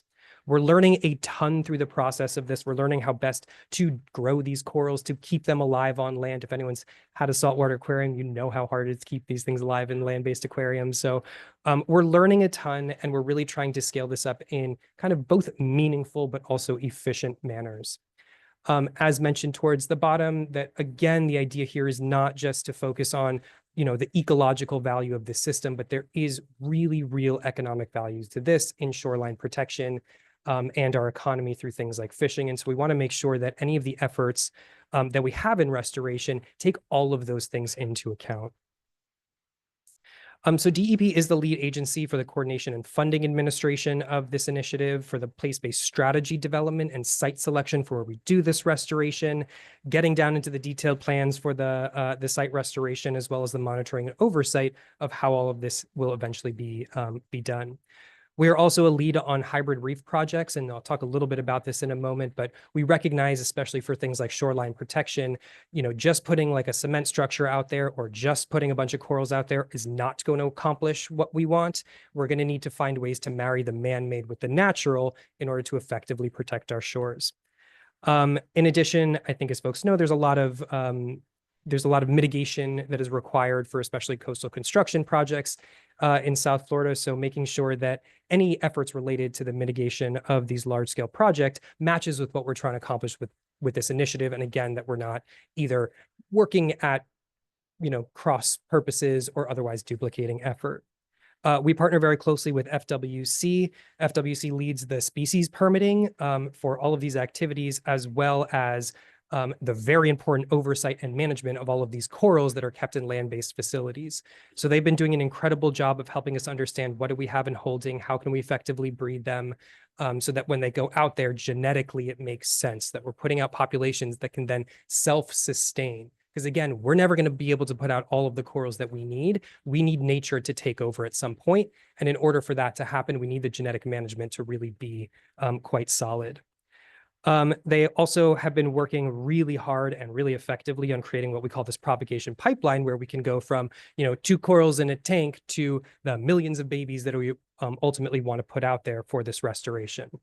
I also want to highlight that the statewide Office of Resilience has been an incredible partner of helping with basic oversight and guidance for this project, as well as helping us identify the strategic opportunities to actually advance on these really big issues. So this FCR3 is going to have 3 phases. I go into detail of these, but I'll kind of swing through them quickly so as not to belabor them too much. But our phase 1, and I'll go into each of these bullet points in just a moment, is an estimated $9.5 million per year. This is the phase that we're currently in. Starting in 2027, we are going to be shifting into phase 2, where we are going to be asking for 25 million. This phase 2 is basically going to build on everything that we have been doing in the planning, the setting up, and the initial steps of this effort, helping to maximize efficiency, helping to make sure that we have all of the people required to do a lot of this really amazing work. And then the final phase is basically getting us to the finish line, taking all of the things that we have built up to that point in order to kind of get us to that 25% mark.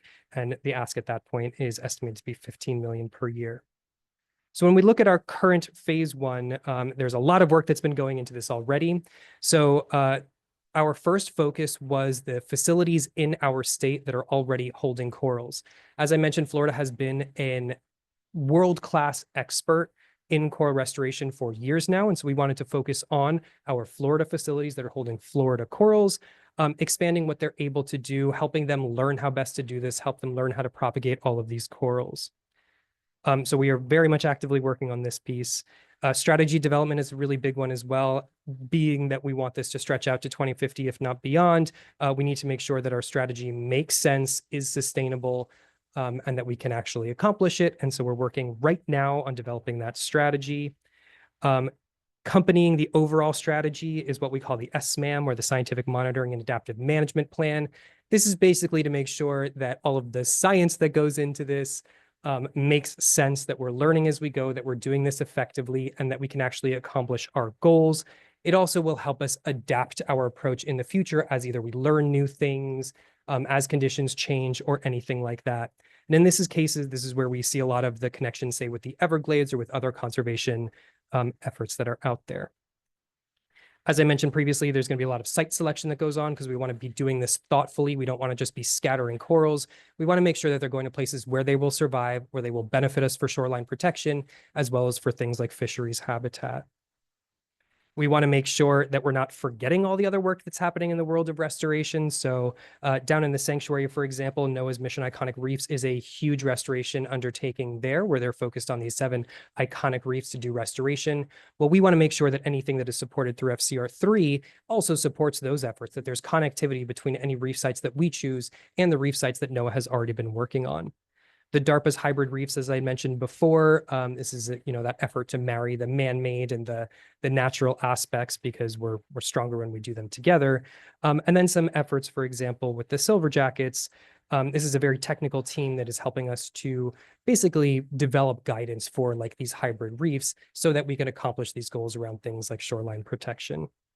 And last, but certainly not least, these are animals that are not easy to take care of on land. And so we want to make sure that we are developing a workforce that can effectively grow these animals, put them out so that they survive, that we're monitoring them effectively, but also that we're able to scale all of this up in a way that we can develop what we're calling a reef restoration economy, so that some of this is a little bit more self-sustaining, because especially into the future, we want to make sure that we can support these really grand visions.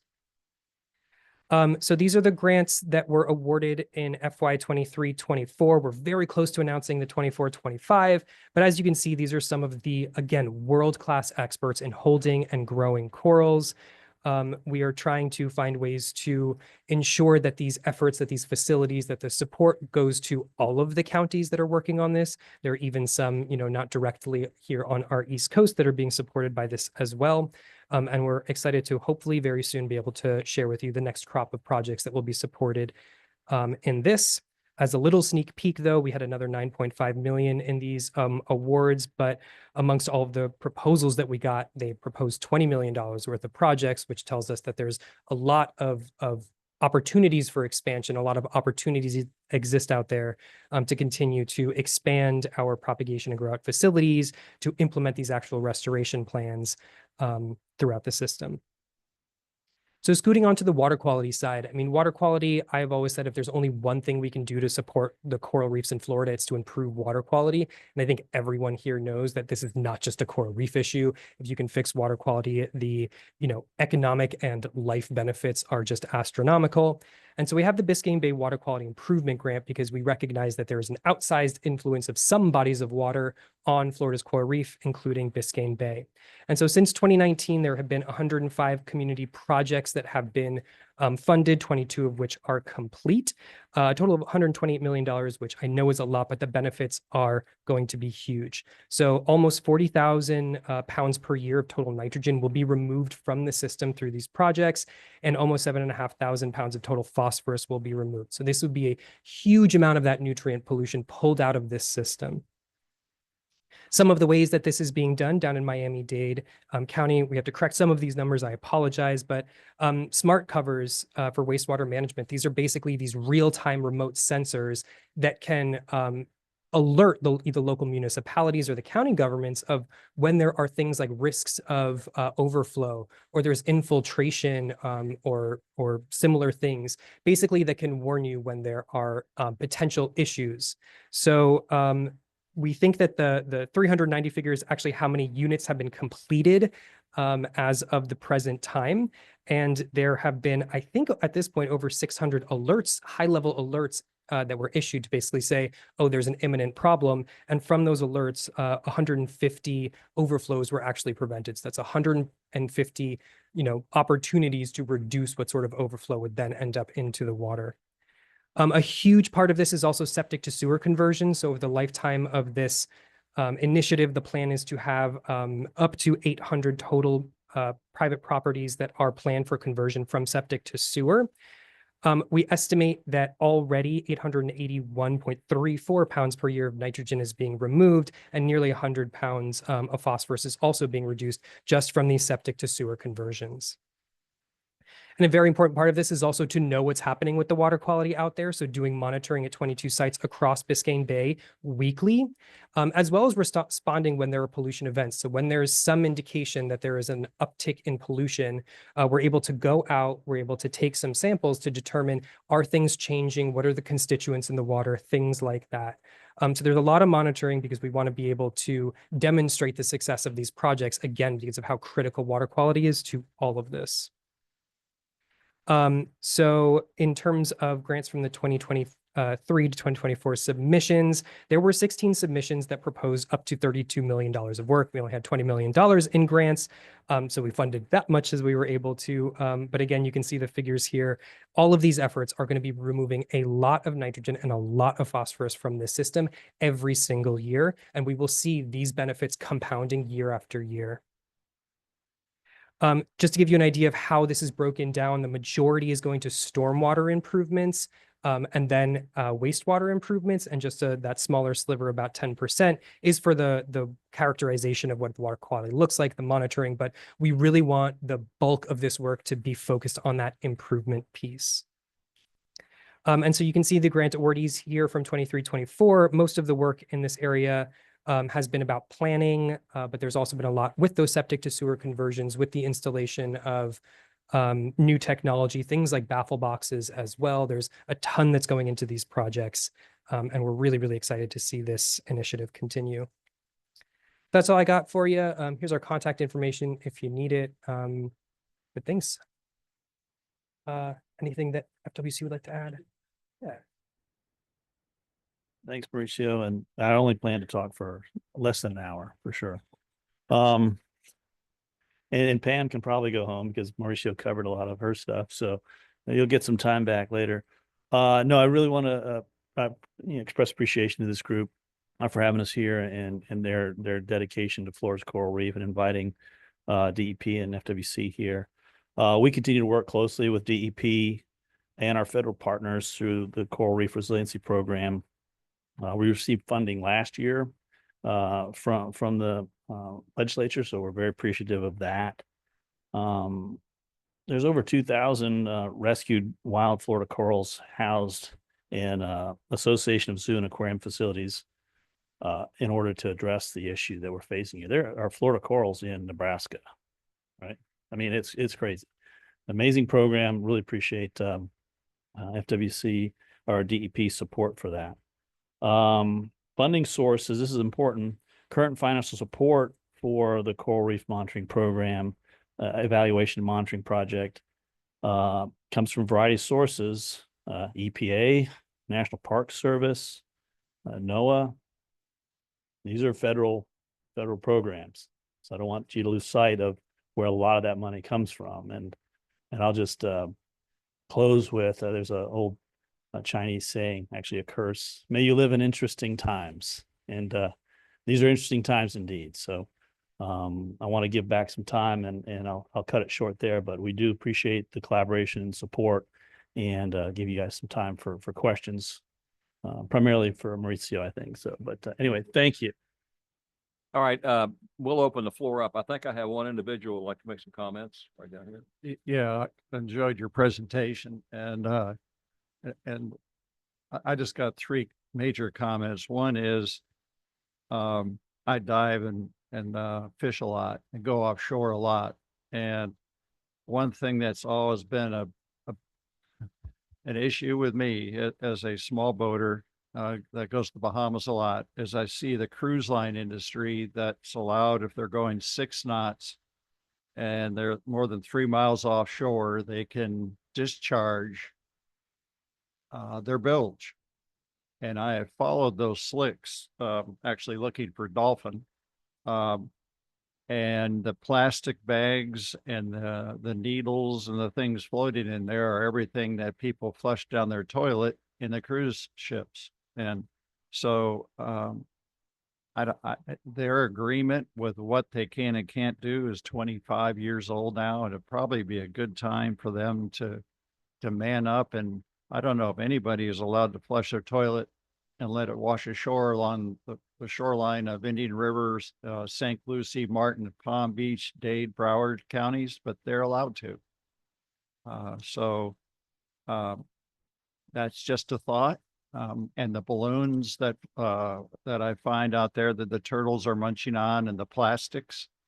I'm on the Indian River Lagoon Council, and we had FIT do an analysis of the microplastics in the lagoon, 1.4 trillion in the Indian River Lagoon, that the shrimp are ingesting, that the snook that eat the shrimp that are ingesting, and I ingest the snook. So we're ingesting microplastics to the tune of 1.4 trillion just in the Indian River Lagoon, much less the Lake Worth Lagoon system, Biscayne Bay, and all the lagoon system on the East Coast, and the 16 inlets that connect it to the reef system along Florida's East Coast. So it's all connected. So that's another one. I'm sure you guys are on that, and I encourage you to follow that, because that the microplastics are doing more damage than we think. And lastly, and you know this fairly well because I've read it from you guys, is we need to ban certain sunscreens. Certain sunscreens have killed the Great Barrier Reef is 20 miles offshore of Australia to 30 miles. And the sunscreens are killing some of the reef system that far offshore. That's almost to the Bahamas off of Miami. And so yet we don't have any bans here in Florida for our coral reef system. And we're sitting here with 10 million people in South Florida putting on sunscreen on their body and throwing an anchor along our reef system. And I've watched the deterioration, and I've dove Florida since pretty good for the last 65 years of my life. And it is a major component of the deterioration of our reef system is sunscreens. And I believe it also affects the mangroves, because I've watched islands where there's a lot of boat traffic right around the mangroves where everybody anchors. And that's the only common theme is sunscreen that I've seen that impacts those mangroves. And when you see people spraying their body with all these chemicals, it affects the mangroves as well. So I just think there's some big regional and global issues that are impacting our reef system. It's important to replant, but before we replant them, we got to take care of the disease. I'm in agriculture, and we don't replant citrus unless we can take care of the disease. And we need the diseases out there, microplastics, sunscreens, people flushing their cruise line toilets right adjacent to our reef structure with their plastics. I went along 2 miles of a plastic bag trash crap along Stewart, right along from Push Button Hill and Stewart south to almost Jupiter.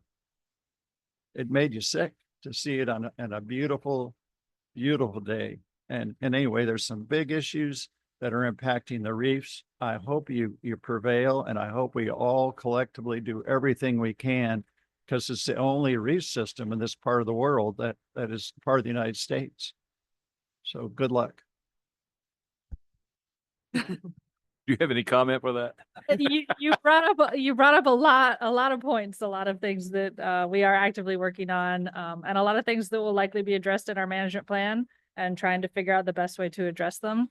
The one thing that I would direct you to look at, I'm not 100% familiar with all of it, but the U.S. Coast Guard is currently working on, I say VIDA, I think they say VIDA, vessel incident discharge. They are working to update those, and I believe they're in process right now. So They need to hurry, because I go fishing south of the Key West Lighthouse, almost to where you're in troubled waters off of Cuba. And I go all the way to Titusville fishing hard, and it's all over. It is not just one cruise line, it's all of them. And it's impacting the shoreline in our reef system. So just, you all already know it, but try your best to stop that. Thank you. In Key West, we do have a ban on the sunscreens that have the chemicals that are not healthy. They do not sell those sunscreens in Key West. Wonderful. Good. Okay, I think we have one other person. Do you want to speak? No? Oh, I'm sorry. That way. Yes, sir. Yeah. On the left bottom. Where it says mic on. Okay. So this is more of a comment and something that I've seen. I was in, and you didn't mention it in your presentation, other than to say when you spoke about mitigation for large projects. The Port Everglades action team, I was in DC with them last year, and they continue with their deepening and widening project at Port Everglades. And they obviously know they're going to mitigate the reefs and the corals that they're damaging. They're going to over mitigate, if that's a word. They're willing to do almost whatever is told of them because they want to be good stewards of the economy. But from a person that's up watching this project take decades to be completed, I think it's probably more of a federal than a state, but the goalpost seems to be moving every time that they come up with a mitigation plan. The number of corals that they're being asked to replace or to grow is something that the market doesn't even exist to make anymore. You talk about the challenges. So I'd love to hear your comments on that, because I know that they want to be good stewards of the environment. They want to do whatever is told to them, but they just like a number where they can get to so they can complete the project. Okay. Yes, I have seen some of the drafts of their mitigation, and they are very large numbers. But it is a very large area of anticipated impact for the project. So it's not my office that reviews, it's our Beaches, Inlets, and Ports office that primarily handles the large scale projects like Port Everglades and their associated mitigation. But we will need to make sure that we're partnering effectively with the Army Corps, particularly because of all the state investment that's going into land-based nurseries and coral propagation, because at a certain point, the priorities are likely to align. However, I don't believe the state anticipates to use any of the funding that we're receiving for coral restoration towards Army Corps mitigation. We're just going to have to figure out how to work together going forward. Yeah, I don't even think there's a request being made by the port to use any state funding. I think they just want to know what's the number. I know the Army Corps of Engineers was supportive of Port Everglades, because I was in the meeting with Congresswoman Wasserman Schultz convened a meeting, and everyone seemed to be on the same page, but for, one small group at DEP Federal who just can't seem to give them the number that they need to get to. That was my observation as a layperson that just likes corals because they like to see corals. But if the general public saw what I saw at that meeting, they would not be as supportive of all of us are on these corals, because it almost seems like it's a stumbling block to what they're doing. Give them a number, make it a number that's mitigating and what needs to be mitigated. But the numbers that I heard were astronomical. I'm not even going to quote the numbers because no one would even believe them. So just a comment. All right, thank you. Before we move on to lunch, we have an item to consider, South Florida SFTC Resolution 2501. And I think we're going to have an introduction to that. Yes. Oh, Chairman Dodd. Yes, so we have begun work on a resolution like we've done in the past in support of coral funding, et cetera. And since a lot has happened since the last time we passed a resolution, that is still being developed. And one thing I'd like to mention is the fact that we've had state record funding for 2 years in a row for all the coral programs. There's new programs. So we want to celebrate that and prepare a resolution that, again, addresses or, thanking the state of Florida, the governor, the legislature for their support, but also tying in some federal initiatives that are underway. We're in contact with Dr. Brooks, who is a chief resilience officer and a great coral advocate. So like the previous item of the letter of support, and thank you to Secretary Perdue, we would like your approval in concept of a resolution so that staff can continue to work on it, vet it properly, and bring it back for distribution to the boards and comment and then approval. Because again, it's speeding up the process since session is starting on Tuesday. And we want to make sure that we don't lose 3 or 4 weeks as we move forward. So that is my request, Mr. Chair. I believe that we call for a motion. If we can do that. Yeah, okay. All right. Any comments on the motion? Any input? All in favor, signify by saying aye. Aye. Both same sign.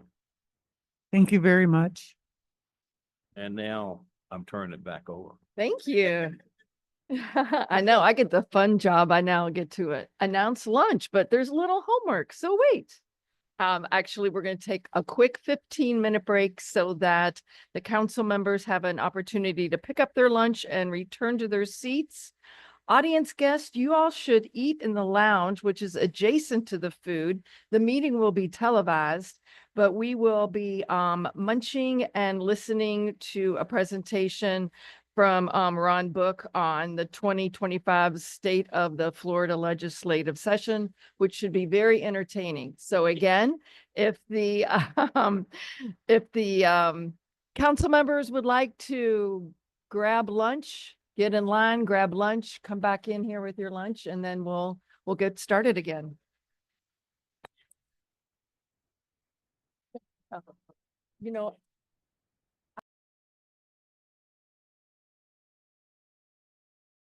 Is now speaking to Senator Geller. Senator Geller, Ron Book, the meeting is in. We are in session. So it is my pleasure to introduce Ron Book. He is going to give us the update on the 2025 State of Florida Legislative Session. This is going to be a preview, and it's going to be exciting. It's going to be a great year. We always like to say that. I've had the honor of knowing Mr. Book for many years, as I used to be with the Marathon City Council, and Ron and his wonderful staff, including Ronna Brown, who I know she's here somewhere, does a wonderful job representing the city of Marathon. So without further ado, Mr. Book, the microphone is yours. Thank you. And I don't know how damn exciting it's going to be, but they are going to show up on Tuesday at 10 o'clock. With their gloves. Yeah. If it's left to me to run this PowerPoint, I don't know where Ronna is, but I'm not an expert at moving my PowerPoints around. So I'll dispense of that by just simply saying everybody expects you to do some of the ordinary stuff, all of which I am a technology dinosaur. I know my place. During COVID, I went from the 15th century to the 20th. I haven't quite made it to the 21st yet. So I think all of you know the basics, but I think folks like you to go through it as sort of an obligatory set of comments. First of all, I think everybody knows that Ben Albritton from Wauchula, Florida, is the new Senate President. Danny Perez from Miami-Dade County is the new Speaker of the House. I think most of you know that in the House and the Senate, they designate their leaders well in advance. So not only do we know that Danny Perez is the current Speaker for the next 2 years, we certainly know that right behind him is Sam Garrison from Northeast Florida, and right behind Sam Garrison is Supreme Court Justice Charlie Canadade's spouse, Jennifer Canadade, who will be the Speaker in the 2-year period after Sam Garrison. And we frankly generally have a pretty good idea of who the Speaker after Jennifer Canadade is going to be, and that is most likely Representative Redondo from Miami-Dade County. So Miami-Dade and South Florida have the opportunity for the first time in a really long time to have fairly close in proximity time multiple presiding officers. And I think obviously if you live in urban communities and you have some level of belief that those coming from South Florida have a greater understanding of home rule powers and the need to be sensitive to, if you will, the erosion of home rule, I'm hopeful that we're going to get some of that continuity and some of that rollback of the attacks that local governments have suffered by having that close in time. And after Ben Albritton comes Senator Boyd from Sarasota, and after Senator Boyd comes Jay Trumbull from Panama City. And after that, more likely than not, it will be a gentleman from Volusia County by the name of Tom Leake, who came from the Florida House as having just recently been the Appropriations Chairman. So I at least wanted to run through that. I think most of you know that the former fire chief and former mayor, Ed Hooper, will be the chair of Senate Appropriations for the next 2 years. Senator Broder from Seminole County will be the president pro tem in the House. You've got Lawrence McClure from the Tampa Bay area, who will be budget chair for the next 2 years. Wyman Duggan from Jacksonville is the pro tem. Tyler Soroy is the majority leader. Jason Pizzo is the Democratic leader in the Senate. Tracy Davis is the pro tem, but will be the succeeding leader in the Senate. And Fentress Driscoll is the minority leader, and the pro tem is Dottie Joseph from Miami-Dade. I've already covered those next slides, which were the incomings prospectively. Let's get to the meat of what everybody wants to talk about. Let's talk about where this legislative session is going. And I've got about 45 minutes. My goal will be to try to leave 10 or 15 minutes for questions so that I don't get in trouble with the chair in running overtime. I'll attempt to do my best to stay on message. I know everybody wants to talk about House Bill 1125 by Representative Owen and the Senate companion 1264, but I'm going to save that until we get through everything else. I don't really see the need to get into sort of a negative place at the beginning of the discussion. So first of all, those of you who are familiar with the budget process, you know that the governor handed down his recommended budget. You know that the legislature is not obligated to follow it. The governor set out a budget with $3 billion in less spending and made it clear that he expects a budget to be delivered to him in May or June that is commensurate with the cuts that he's done. I think the legislature could very well go deeper into cuts than that. Current year spending is about $118.25 billion, closer to 118.5. The governor's recommended budget was approximately $115.2 billion. Let me hit pause for a minute.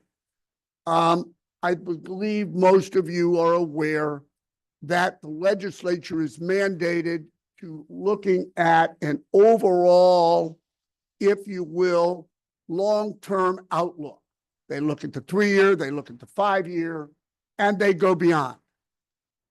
The belief by the Senate president the belief by the Speaker of the House, in spite of how robust Florida's economy is, in spite of the fact that we've still got between 1,200 and 1,500 more people moving to Florida every single month, the belief is that if we spend at the rate we've been spending over the prior 5-year look back outlook, which the revenue estimators do, that when Garrison and Boyd take over, they will be saddled with having to cut the budget by just over $6 billion. Albritton and Perez are pledged not to put the incoming leaders behind them in a $6 billion hole, thus their plan to compress spending. Let's be clear. How many of you support school choice? Raise your hands. Okay. So all of you that support school choice, I would simply say the following. School choice has evolved beginning with Jeb Bush when we started our efforts to reform pre-K to 12 and we established charter schools and charter schools as defined as public schools, and we were never going to let capital money go into it, never going to grow it beyond the confines of what Jeb had created. Today, what you have in choice is a voucher program that is growing, Senator Geller, at a faster percentage rate than Medicaid. And for those of you that follow the budget in its totality, and for those of you who look at healthcare spending, those of you who look at those that are the fastest growing components of that $118 current billion budget, Medicaid has always outstripped every other part of the budget in growth for as far back as I can remember. I've been doing this for 50 plus years. We do more budget work than any 5 other firms in town. Nothing that I can recall has grown at a faster pace and will continue to grow at a faster pace than the voucher program. I want to remind everybody that while it's popular to give a voucher to somebody to go to a private school, we didn't stop there. And while it's popular to say we should give something to charters, we didn't stop with $1 or $2. And now not only does capital money go to support charters, but now, as Sam Gorin will tell you, because he sat in more than one city commission meeting where I said city governments shouldn't be putting their money up to provide extra security in schools. That was a school's responsibility, not an ad valorem tax responsibility of cities and counties, but we let the nose of the camel in under the tent.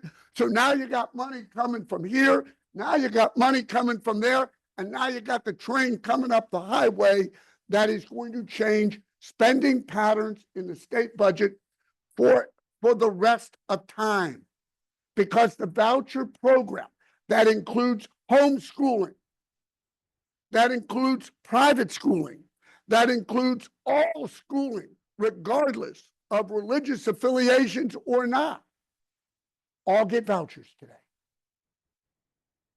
While there are private schools like University School in Davie that won't take a voucher because they're afraid they're going to get requirements put on them by the state they don't want to live by in their pre-K to 12 system, they are the exception to the rule.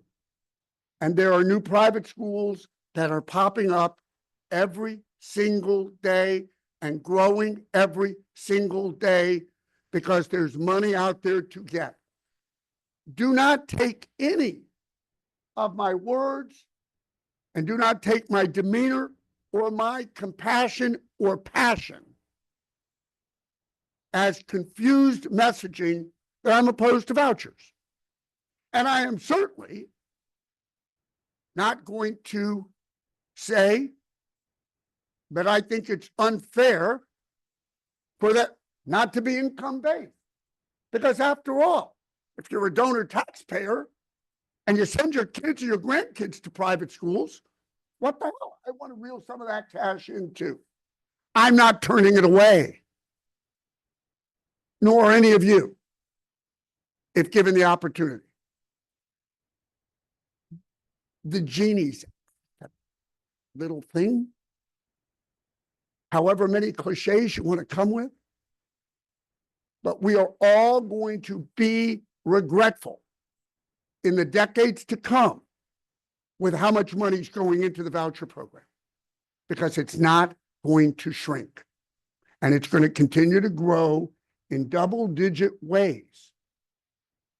Not critical, but if higher education funding matters to you, if resiliency money matters to you, if library money matters to you, if agriculture money matters to you, you get the drift.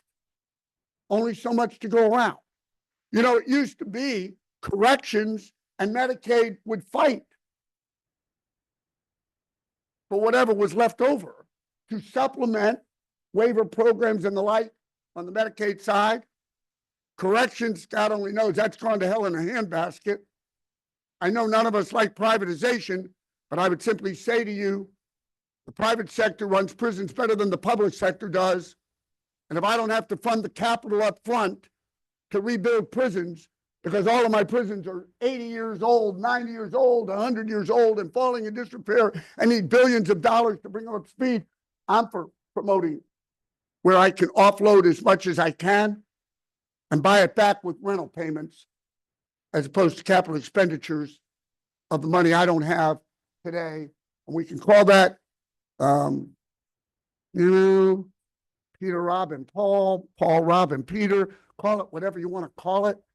There isn't going to be enough money to go around. And anybody who thinks they're raising taxes anytime soon, then you're out of touch with reality about the joint resolution to repeal all of your ad valorem funding. Because after all, who wants to pay property taxes, right? Let's all raise both hands and both feet.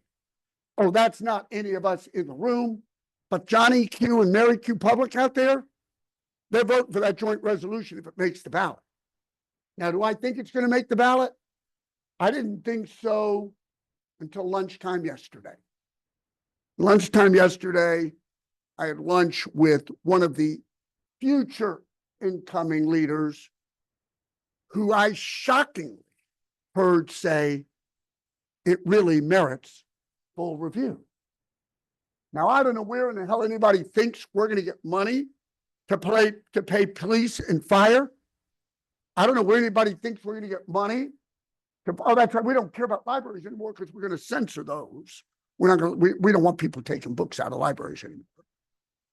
I don't know where anybody thinks sidewalks are going to get repaired. But then again, you all have forgotten more about how to fund the infrastructure needs of your cities and counties than I'm ever going to know. I think, you know, it's funny. Senator Geller reminded me yesterday just how long we've known each other. And so Steve, I would say to you, in the early 70s, a few years into our relationship, I went to work for the legislature. The first thing I learned was there'd never be a state income tax. And you know what? I believed it then, and I believed that until yesterday. And I'm not suggesting to you that anybody has put a proposal on the table to replace ad valorem taxes with a state income tax. But I can tell you that if faced with a constitutional amendment that needs to replace ad valorem tax revenue, do you think they're going at the state income tax before they're going after an 18 or a 19 or a 20% sales tax? I can't tell you that I got a crystal ball in front of me. But the first time in 50 plus years, I got to sit back and say, gee whiz, that notion of a state income tax, and I'm not promoting it. I'm simply saying it's an option that's going to be out there and will get discussed. And I don't find either of those as attractive options. And I'm not quite sure why anybody wants to mess with a system of taxation that continues to work. The services ferry will provide. Well, you know, that's an interesting comment, Senator, because I raised that to this lawmaker yesterday at lunch. And I reminded him of the story of a gentleman by the name of Representative Sam Bell. How many of you remember who Sam Bell was? Anybody besides Senator Keller? I will tell you, Sam Bell was from Daytona Beach. He was a Volusia County lawmaker who was a speaker designate. And he got ran out of town on a rail car over not the passage of the services tax, but the passage and the quick repeal of it. The flip-flop. And I reminded this Republican lawmaker that those were the Democrats that were in control back then. And they were in the same place then that Republicans find themselves today, politically, in complete control of the process, because Democrats want to criticize the Republicans today unfairly for what they've seemingly forgotten about the way the Democrats ran it back then. Some of us were there then and have the fortunate opportunity to watch history semi-repeating itself now, where you sometimes just do things because you can. And I would simply suggest to you that they turned Sam Bell out of office before he took the oath as Speaker of the House. His community had not seen a Speaker of the House in ever. And they turned him out because of that. And so my advice yesterday at lunch was simply tread lightly, tread cautiously. Be careful who's leading your members into the corral. Because Senator Geller, as you will recall, many Democrats, not just Sam Bell, lost their reelection bids over that services tax, which, by the way, probably wasn't a bad idea when you go back and you reflect on it, because those that recall, it was a 2-year period and the issue had become the pyramiding effect. Sam Gorn, you will remember, you were around too. It was a services tax that included legal fees, included accounting fees, covered everything, the gambit, all those NASC codes. But they had begun to flatten out the pyramid and then quickly knee-jerk repealed it. I would say to you that we can talk about the importance of 1125,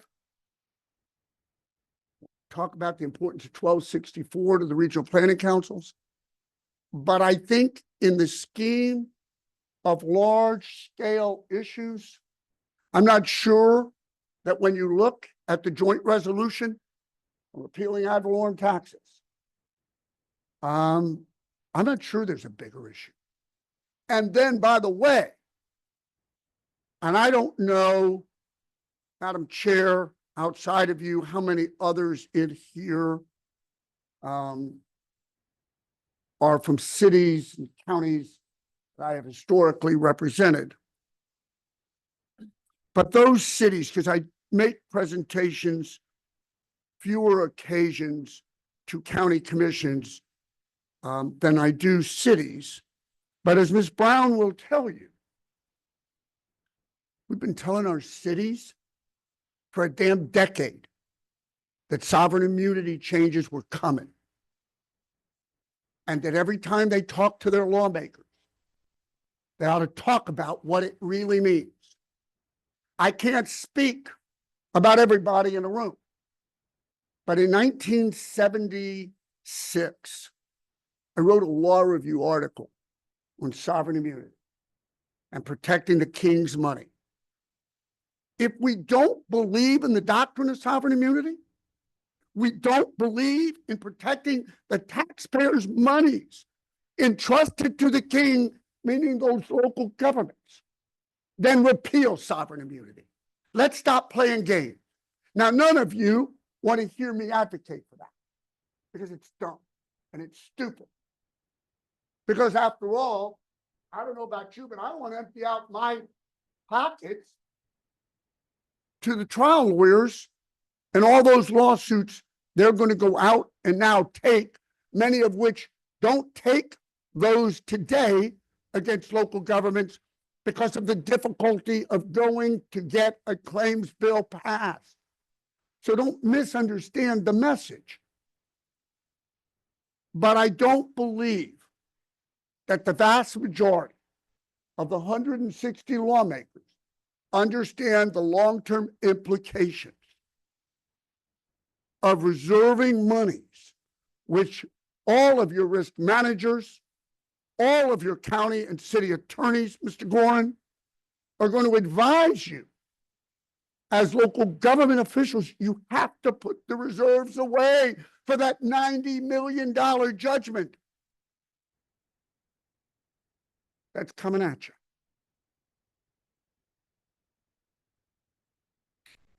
I do believe that there'll be another Live Local bill. Everybody asks about it. We don't know yet. Tick tock, tick tock, tick tock, tick tock. Filing deadline's coming shortly in both houses. So we'll soon know what the Senate bill is going to look like. We largely know that there's a two-bill approach by Representative Lopez in the House. We certainly know that Senator Colaudiud will file the Senate bill. It has not just a Colaudiud thumbprint, not just a Colaudiud and Passidomo thumbprint, but there'll be some fringes of other people's thumbs in the Senate on what that product will look like. Those that think there's going to be this massive local government sensitivity response to what Live Local has done, whether or not we're talking about the industrial things or the opt-out provisions. I do believe, by the way, for those local government folks, and I'm going to be critical of some local governments. If I offend you, I apologize up front. If it applies to you and you're one of my clients, I apologize twice. But those that have chosen to take advantage of that middle tier on the opt-out was probably not a really good idea. Because what it did is you found a little gotcha to get out and around what their intent was. I look at that loophole being closed. I look at a very tight tightening. The opt-out may still exist, and I believe it will, but I believe how to get around it, Sam, will change probably going forward. Look, I don't believe Live Local was about Miami-Dade, Broward, Palm Beach counties, because I don't. I do believe it was about a lot of others, and not necessarily Monroe either. But Monroe had a different, unlike 66 other counties, Monroe County is in a different place and in a different category and in a different everything. And that's not because you're cheering. It's not because of Marathon. It is because you are. But when the legislature historically has responded to the things cities and counties had been saying about inducements and availability, and whether that was ship, sail, or other things. And then they responded. Maybe they didn't respond specifically the way this one wanted or that one wanted, but there was an effort to be responsive. And then everybody wants to point back at Tallahassee and blame them for the lack of affordable workforce housing starts being created. I don't think we should have necessarily expected that anything other than some type of pushback was coming. They warned us. They told us that that was. And I repeat, I don't believe Live Local was a response to Dade, Broward, Palm Beach. I do believe it related to a bundle of counties outside of the South Florida and Treasure Coast areas. And I don't believe it was about Monroe County, although I think Monroe County was desperate for some things that would create opportunity for housing starts to go on there.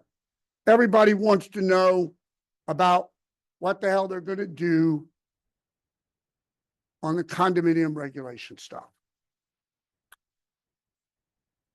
If you're waiting for a couple of $1 billion in funding to come to bail condo associations out, let's all go home now, because that ain't coming. Whether or not they kick the can down the road to a different date, I don't know that I'm prepared to say to you that I think that's where they're going, because I don't know. And I don't know that anybody really knows what they're doing there. Everybody next wants to talk about property and casualty insurance. Don't look for them to open it up in any meaningful way. Could there be some PNC things that happen? There's a bill out there floating around that deals with a loophole, Senator Geller, under bad faith. It is the, I believe that Senator Trunow has that bill in the Senate. I don't remember who I saw take it in the House in the last couple of days. That is an effort to close down a bad faith loophole. That might be the only thing in PNC that I see potentially happening, and I think that's a long shot. Resiliency grants, those in the cities and counties that have historically gotten the hundreds of millions of dollars in water projects, resiliency appropriations, and I'm going to come back to resiliency grants in a minute. I think there's going to be a great shrinkage in what the legislature funds. I think that if you listen to the comment that the governor has made, I got it, sorry. I think if you, who said I need a microphone? I can speak from there and it'll pick it up. I know, but there's people I'm just watching kidding. on- I'm kidding. I think that those that are not listening to the underlying sentences in the governor's vetoes last year of water projects, you better open up your ears, clean out the wax. He means what he says what he means. It doesn't mean they won't approve some water project. But the days of several hundred water projects in the budget are over for now. They are looking for DEP to follow a grant process. And I will look at each and every one of you as we've advised our over 30 local governments that we represent. Focus on the grant process. Focus on the grant process. Does it mean you shouldn't submit a budget item? No, it doesn't mean that. But it means there are parallel tracks, creates double work for us, makes her stay up at night later, makes her write longer reports on Fridays and Saturdays. But look to the grant program. It's been blessed. It's been vetted. It's very much like cultural facilities grants. It's very much like library grants. It's very much like the Carl list. It's very much like Florida Communities Trust. Those are great. The Parks Grants program, small and large, they've been vetted by their professional staffs. It makes them veto proof. We are finally getting the pendulum swinging back to approve those grant program requests in full, the way we used to do them back in the day. I'm going to run out of time, but I'm going to end with two last issues, both of which are not very tasty, not very appetizing, but you got to have the conversation. Florida Doge is here. Governor yesterday, I don't see the Broward County administrator or the Palm Beach County administrator. They were both, I thought, here. But I helped, and I see Commissioner Udine is gone, but I can tell you, Mr. Mayor, Senator Geller, I tried to peel her off the ceiling 2 days ago on the DeSegli bill, the one that would create an elected county administrator in counties over 750,000 individuals. Those of whom are less familiar with that bill, trust me, it's out there. Trust me, it's real. Trust me, it is not one of the senators that stood up for the governor, but stood up with the Senate president. It will get a hearing. It is a real bill. It goes back to some issues in Pinellas and Pasco. But the last time I checked, all of you in this room were members of the 65 other counties in the state that it could very well apply to as well. Miami-Dade, you don't care. You got a strong mayor. You don't have a county administrator. You don't have to worry about an elected county administrator. It's out there. Let me talk about Regional Planning Council bill. Let me talk about the Owens Collins bill. Anybody who thinks that those two Tampa Bay lawmakers landed on this bill on their own, they did not. This is an administration-driven bill. The two bills are different. That's the good news. The bad news is, they had a House bill and a Senate bill. The good news is that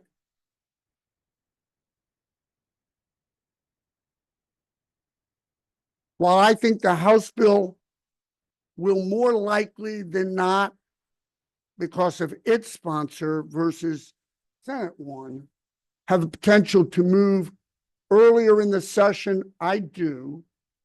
I am going to, on behalf of the councils, and I've got a call later today with a couple of the directors, and I think we've got another call on Monday scheduled to try to see what it is we got to retain, Isabel, Tom. I think we got to look at the thing. We got to be realistic about what it is. And we don't have a lame duck governor at this point. We have a governor with some higher walls in separation of power based on the new leadership in the House and the Senate. That is obvious from a veto override. That is obvious from a pushback on an immigration bill. By the way, how many special sessions did we have? Can anybody tell me? Who said 3? You're correct. Can anybody tell me, did bills pass in special session 1? No, because they adjourned that immediately. But a bill passed in special session 2, and a bill passed in special session 3. Can anybody tell me what happened to special session bill from session 2? Will you tell me what happened to it? Anybody? Really? Did you read about that? Let me give you a flaw that they ought to correct in the Constitution or in general law. Under the Florida Constitution, a governor gets 7 days to act on a bill inside of the first 55 days of a session. Outside of the 55th day, they get 15 days to act on a bill. Now, the vast majority of the public, and I would venture to say a whole bunch of you who are smart and educated and in government, don't know that when the legislature goes home, the bills don't magically end up on the governor's desk. In fact, there is no time frame prescribed in Florida's Constitution or in general law on when you have to deliver a bill to the governor. So, Tom, you would be mistaken. They've not delivered the bill to the governor from special session 2, and I doubt they will, because they don't need to. It's de facto vetoed because it never got to. I learned that about the first hour of the governor's transition team that I was on in 1978. And so if a bill gets lost on the walk down to the governor's office to deliver it, gee whiz, too bad, how sad. Falls behind the file cabinet in the governor's office? Oh, that's right. We don't do bill jackets anymore. It's all electronic. But if somebody, it's gone. It perishes. So it's a vapor of some kind that hasn't been delivered into on fire form. Look, the House and the Senate are aligned together until they're not. The governor's working relationship with the Florida Senate's leadership, in my opinion, remains very strong in spite of what you saw over the last 3 weeks. I believe that the relationship between the speaker and the governor's office is probably a little strained. And ladies and gentlemen, when we started this brief conversation, I said it wasn't going to be exciting. Seatbelts and crash helmets on, black jacket on. Tuesday, they'll gavel themselves in, and 60 days later, they'll gavel themselves out. And the chips will fall where they fall. And I'm happy, if you allow, take any questions. I know that I'm already 5 minutes over time. You are. In fact, we've decided, because you're so informative and entertaining, that we are going to forego our 1245 Southeast Florida County Legislative Program and Priority and give 15 minutes to everyone here that might want to ask a question. Ron, if you have the ability to stay for another 10 minutes. Good. Thank you so much. So I'm going to open up the floor to questions. Start right here with Senator Geller. You have the floor. You have to start with him. Ron and I've only known each other for 52 years. So. Might end with him as well, but we'll see. First quick comment, then two very quick questions, and I'll just ask them, I'll let you answer both. In the comment, I disagree with you on the income tax, only because when Marco, when he was speaker and I was Senate Minority Leader, tried to eliminate the property taxes, I was able to rally the Senate against it. But what he wanted to do then, and I think is what they want to do now, is eliminate property tax and not replace it with anything. I think that's what they would try and do. They will say, oh, you have other sources of money, and just tighten your belts. local governments spend like drunken sailors. I don't know why they continue to attack our brave Navy, but they always say local governments, they want to look like they're cutting taxes. So I think if they do eliminate property taxes, they won't replace it with anything. And now 2 quick questions, and you can respond to all of them. Number one, we heard earlier today about eliminating eventually funding for Tri-Rail. Do you have any idea on the timing on that? Do you think that we're safe for the next year or two while we try and resolve that? And the second question was on property and casualty insurance. You just saw a lengthy article that's been published in every major newspaper about the way that insurance companies, which I've been saying for many years, the regulated subsidy insurance company loses money, but the holding company makes a lot of money because the regulated insurance company has a managing general agent, has a reinsurer, has a housing finance agency, has a general contractor that they require. So the holding company makes a lot of money while this regulated insurance subsidiary loses.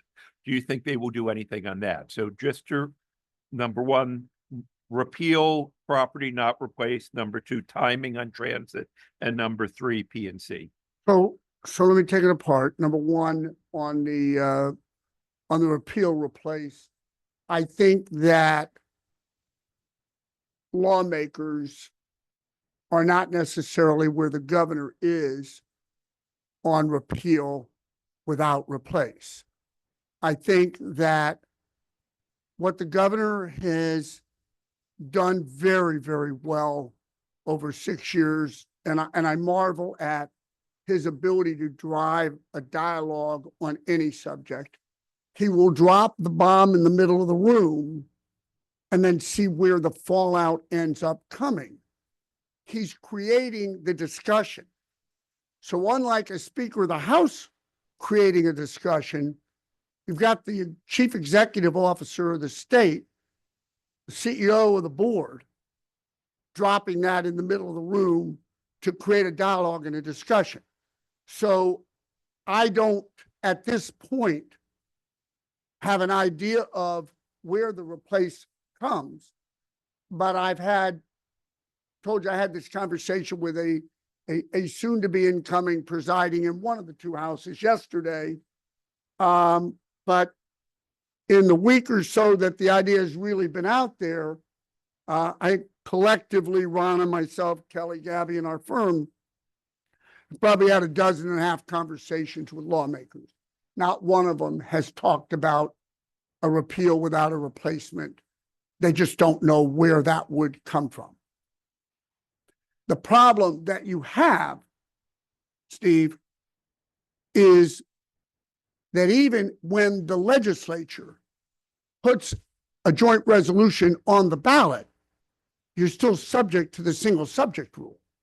So I don't know that in the single subject rule, even though you're talking taxes, you're still subject to the 75-word limitation issue. And I think you could end up where you have 2 ballot initiatives where you could get repeal at 60% and fail on replacement at 58.9%. So put that aside. So there's your answer to 1. 2, I think any reasonable human being would be bothered by exporting our cash to somewhere else outside of our state. And that's what you're talking about. You're talking about enriched shareholders at the expense of Floridians. I just don't know that they're ready to do something about it this year. I don't know that without the pressure of an upcoming election and the people complaining, I don't know that you get that response that you're looking for out of it. Number 3 was, say that again? You were just answering in reference to my question on the PNC. Yes, yeah. And then the last one was timing of when they might eliminate funding for Tri-Rail. I don't know the answer to that. I would literally have to make something up, Steve, and I'm not into doing that. I don't have a good answer. Thank you, Ron. Okay, yes, ma'am. Your turn, Carolyn. Just specifically with regard to the discussion about property taxes and sovereign immunity, is there any discussion about one size does not fit all? Specifically, my community, Ocean Ridge, we are, less than 2,000 people, $11 million budget. We don't have any businesses in town. So if we get rid of property taxes, we go out of business. So that's one question. And then with sovereign immunity, likewise, $1 million, $3 million caps. Has there been any discussion about scaling that for this based on the size of the community? Two different questions. Number one, you're similarly situated to, let's say, Biscayne Park in Miami-Dade, complete bedroom community, no commercial, no retail, no anything. The answer is no. I've heard of no discussion along those lines at all. I would urge that when, and it's not if, but when the bills, when the joint resolutions start to get heard, that would certainly be something you should be screaming at your local league and the Florida League to make certain is heard loudly in committee, number one. And number two, there's nothing better than yourself representing yourself and the people you represent that elect you and standing before that committee and speaking to them directly about the impossibility. They scream about impact fees. They don't want you to levy impact fees on anything. Because after all, there are no impacts of development. But want to eliminate property taxes as well. You got to make those points. Second part of your question was sovereign immunity. The answer is no, yes, no. Not as you described it, but there's been some discussion about the fiscally constrained cities and the fiscally constrained counties. My bet is, without looking at your city, you probably don't meet fiscally constrained by definition, because after all, you're from South Florida, you're from the Treasure Coast. You got plenty of money. You couldn't possibly be fiscally constrained. The city of Miami, they were in a state of emergency. Opa-locka, they were in a state of emergency, but they're not fiscally constrained. I think the definitions of fiscally constrained cities, fiscally constrained counties should have been readdressed a decade and a half ago, and nobody chooses to do it. And that's because cities like yours don't get yourselves into that condition so that that policy debate never takes place because we're from another part of the world.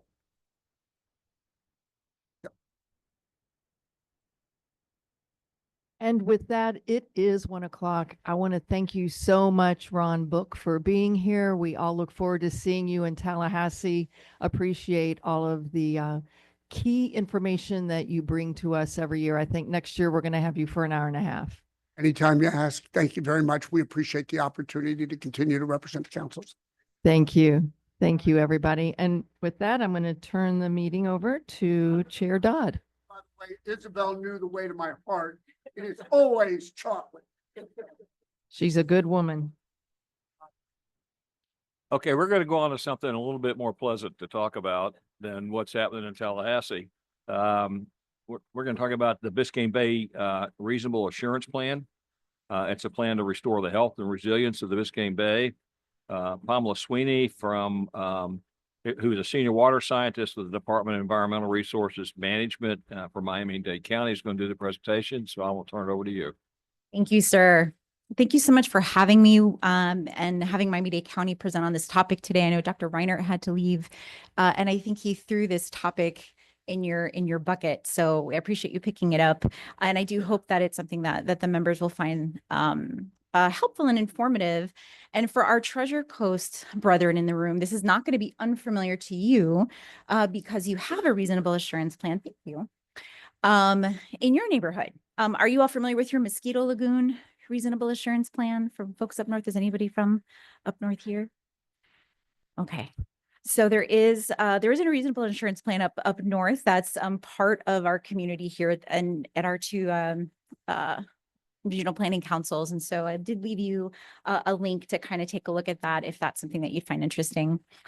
So I just wanted to talk a little bit today about a brief history of the Bay, just to orient us in terms of why this has become such an issue and why we are at a point of needing to find a solution to our nutrient pollution. And that leads us to talk about why a reasonable assurance plan and what it is. So for those of you a little less familiar, Biscayne Bay is of course part of the historic Everglades, Greater Everglades watershed, or the Kissimmee Okeechobee Everglades watershed, originally comprising well over 3 million square miles and draining about 18,000 square miles of land. And so starting up at the headwaters of the Kissimmee Lake or chain of lakes, slowly that water made its way down to the Florida Peninsula, making its way to the west, making its way to the east, what we would call an oligotrophic system, meaning very, very, very low nutrient, historically speaking, and that natural sheet flow that you might associate with some of our more natural areas. Of course, there are fewer of those than there were back at this point in time that I'm describing, but that more natural sheet flow, of course, is the subject of so many restoration efforts, including, of course, our nation's largest effort, comprehensive Everglades restoration planning, and how that water can be delivered in a more deliberate way in terms of distribution and the quality of that water, the timing of that water, because as you can see in this illustration that I'm sure so many of you are familiar with, adapted from the water management district's storytelling of our history, of course, we've become a very engineered system. And so today when that water is delivered, of course, the quality of it is much different. And we know that we are no longer a nutrient poor system. And so those demands on a system that evolved to be very much freshwater wetlands, seagrass-based, low nutrient system is, of course, much changed today.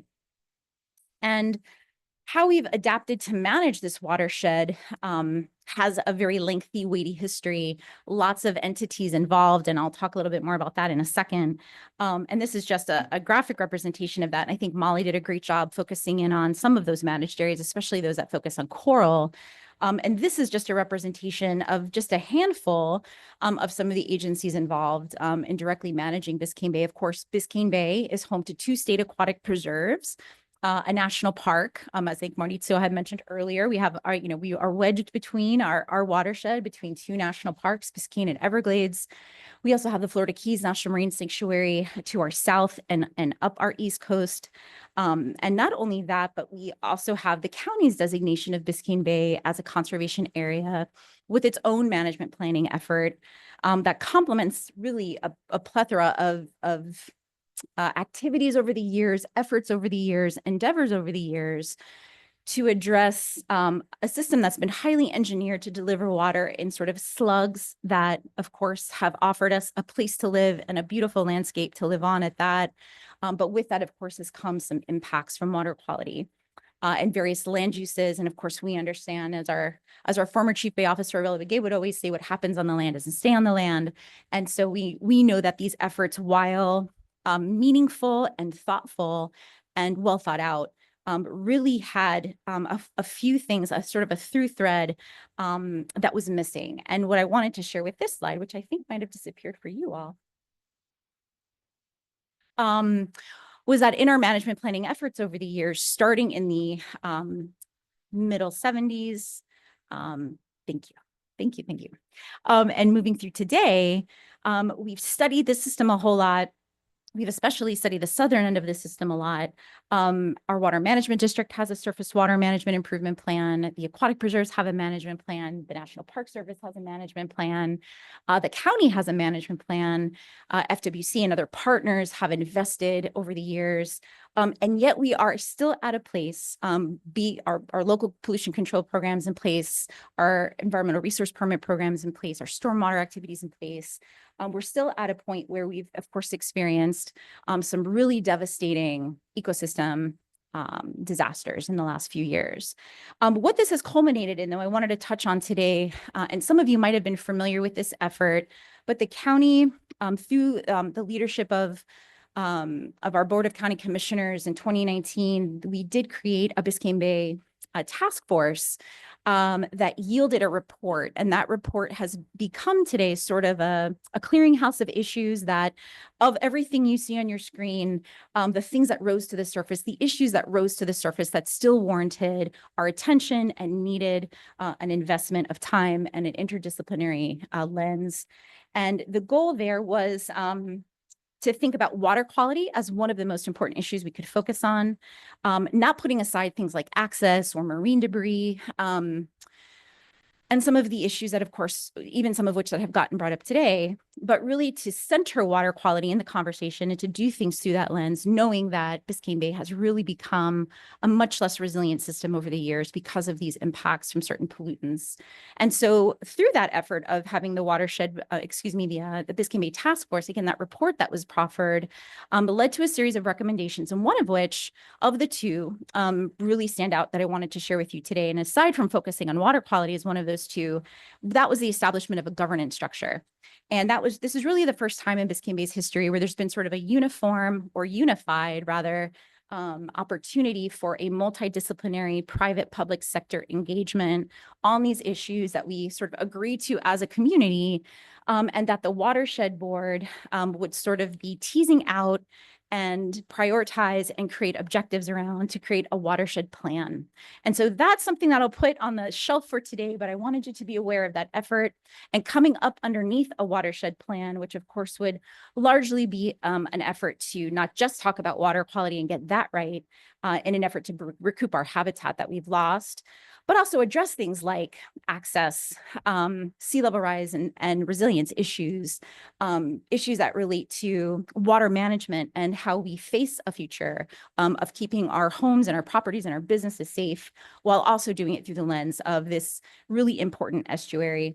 And so water quality would certainly be centered in that plan, and that's where the reasonable assurance plan comes in. And with that, how did we land where we are? And why are we even talking about such a big, bold thing as having a reasonable assurance plan? And what is that? Well, as many of you are familiar, the Florida Department of Environmental Protection is delegated authority through the US EPA to implement the Clean Water Act. And the part of the Clean Water Act that evaluates whether our state waters across the state, be they class 2, class 3, et cetera, are meeting their designated uses. Most of our surface waters around the state are class 3 waters, and that's true for most of Biscayne Bay. And that means that our designated uses include fish consumption, recreation, propagation, and maintenance of a healthy, well-balanced population of fish and wildlife. And we're just simply not meeting that mark. Many of you have also were around at the time where the state promulgated numeric nutrient criteria back in 2012. And that was really a shift away from, and a necessary shift that had to be made away from narrative criteria in place of now having numeric criteria. And DEP reviews that data every year, or biennially rather, every 2 years at this point. They used to be on 5-year cycles, different places around the state being visited by that.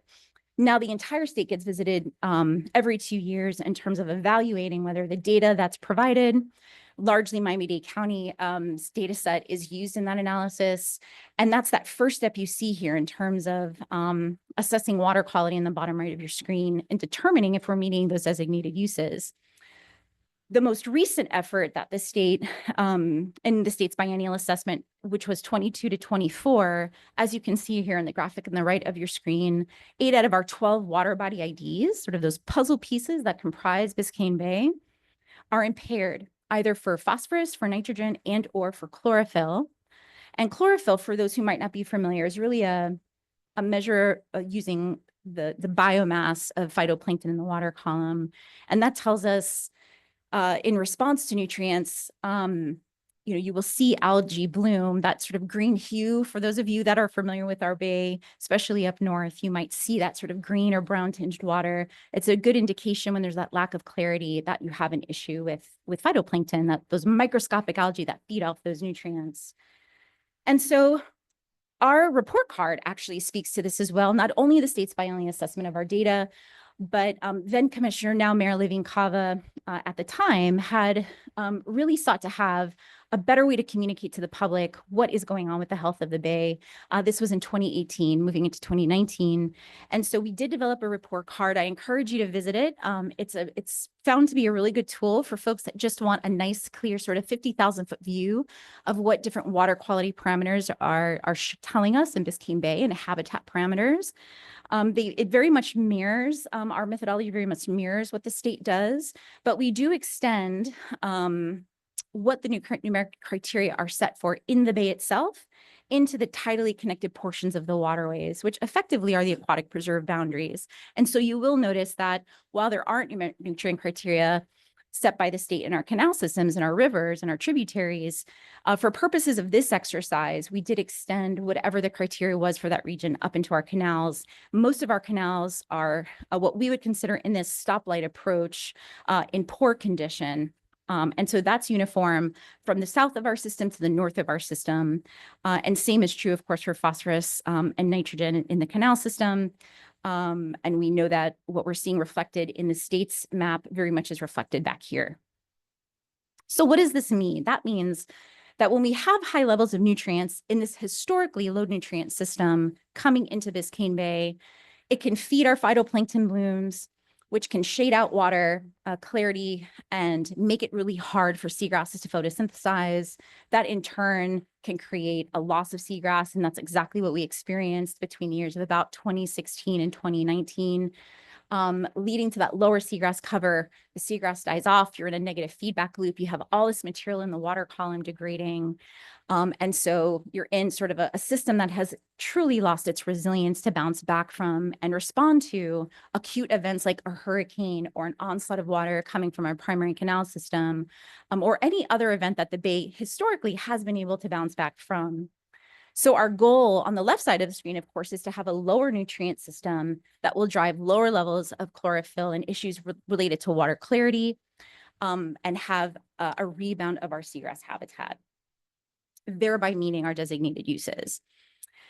And so we do talk about resilience, I know, in many circles in very specific ways, having to do with, of course, critical infrastructure like roads and hospitals, schools, businesses. But what we also have done in the conversation about Biscayne Bay is think about it from the perspective of, is the bay resilient enough to withstand, as I mentioned, just the storms that will be forthcoming, the level of course, development and upland uses that are changing and shifting, and how do we create a system that's more resilient over time? And we have to answer this question knowing that there's a slew of things we just cannot control, right? On the right side of your screen, we know sea level rise and sunny day flooding is an everyday occurrence in all of our communities, everybody present here today. Rising air and water temperatures that feed into the problems I've referenced earlier, like fish kills and algal blooms, more severe storms, and a rising water table. Of course, here in Southeast Florida, as you all know, we sort of sit on our drinking water supplies. In Miami-Dade County, it's about 40 feet below your feet.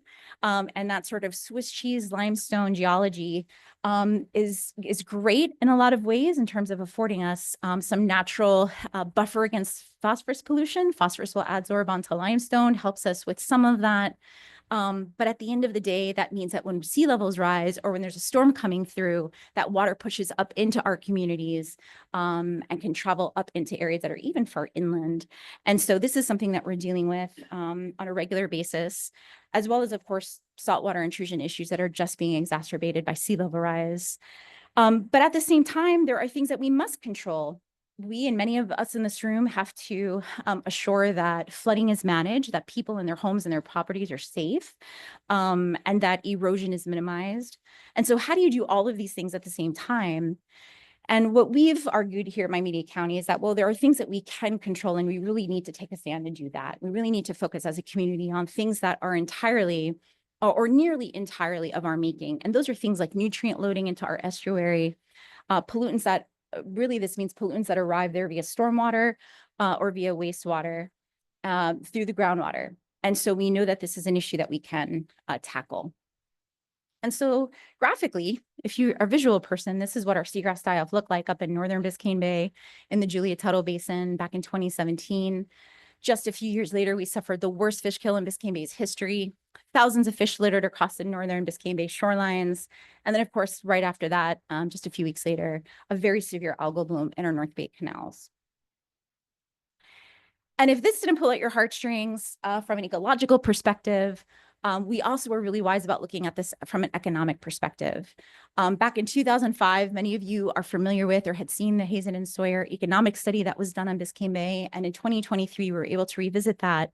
And we know that Biscayne Bay provides $64 billion annually to our local economy. This is in the form of jobs. It's in the form of real estate value. It's in the form of recreation and tourism. And we know that if we have a bay that is not healthy and resilient, our economy won't be either. And we also discovered that this contributes to about 3% of the states, that Biscayne Bay contributes about 3% of the state's economy. And so we also understand that this is an economic issue. So how do we solve this problem? There are two major pathways that the state affords us to get to a place where you're meeting your designated uses and where you are increasing the resilience of your system. One is certainly driven by the state. Many of you are familiar with this, where you're declared to be impaired for your parameter of concern. And there's a level of prioritization that's done by the state of Florida. And they do their best to get you a total maximum daily load. And then they do their best to get you a basin management action plan that sort of implements that load.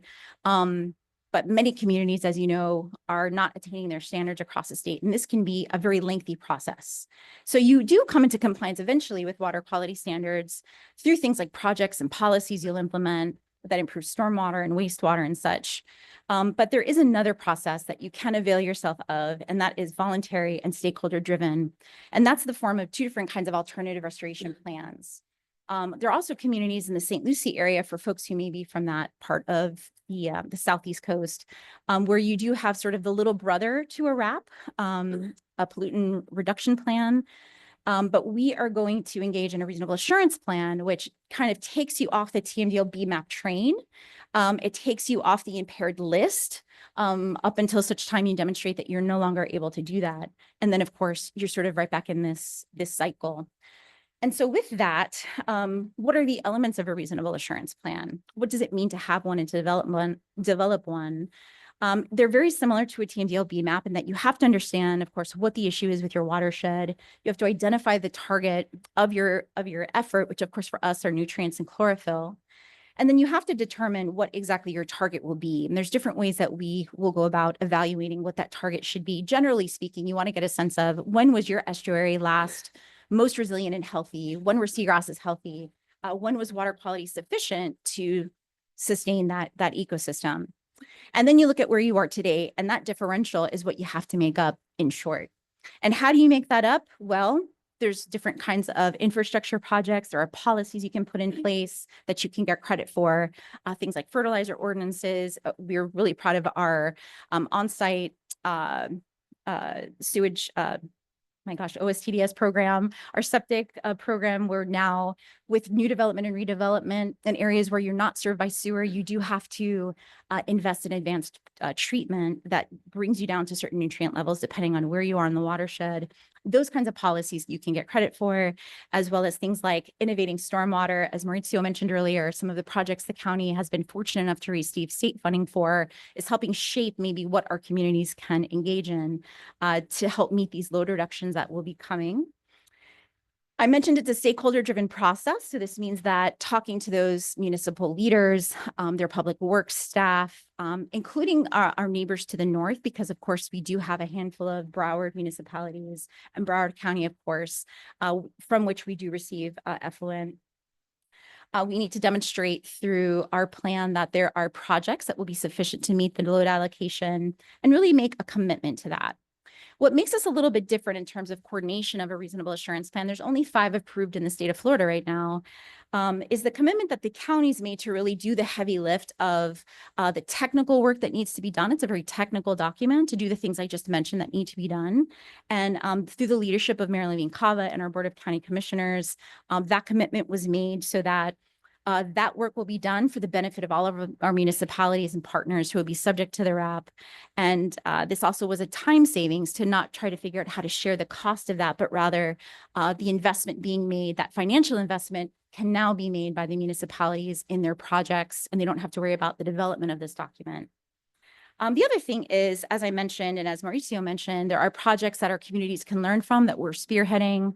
And also we are the NPDES holder along with 32 co-permittees. And so we sort of have an awareness of what is going on in our sister municipalities and hopefully can help build out and help communicate about their projects and help them think through what their next steps are.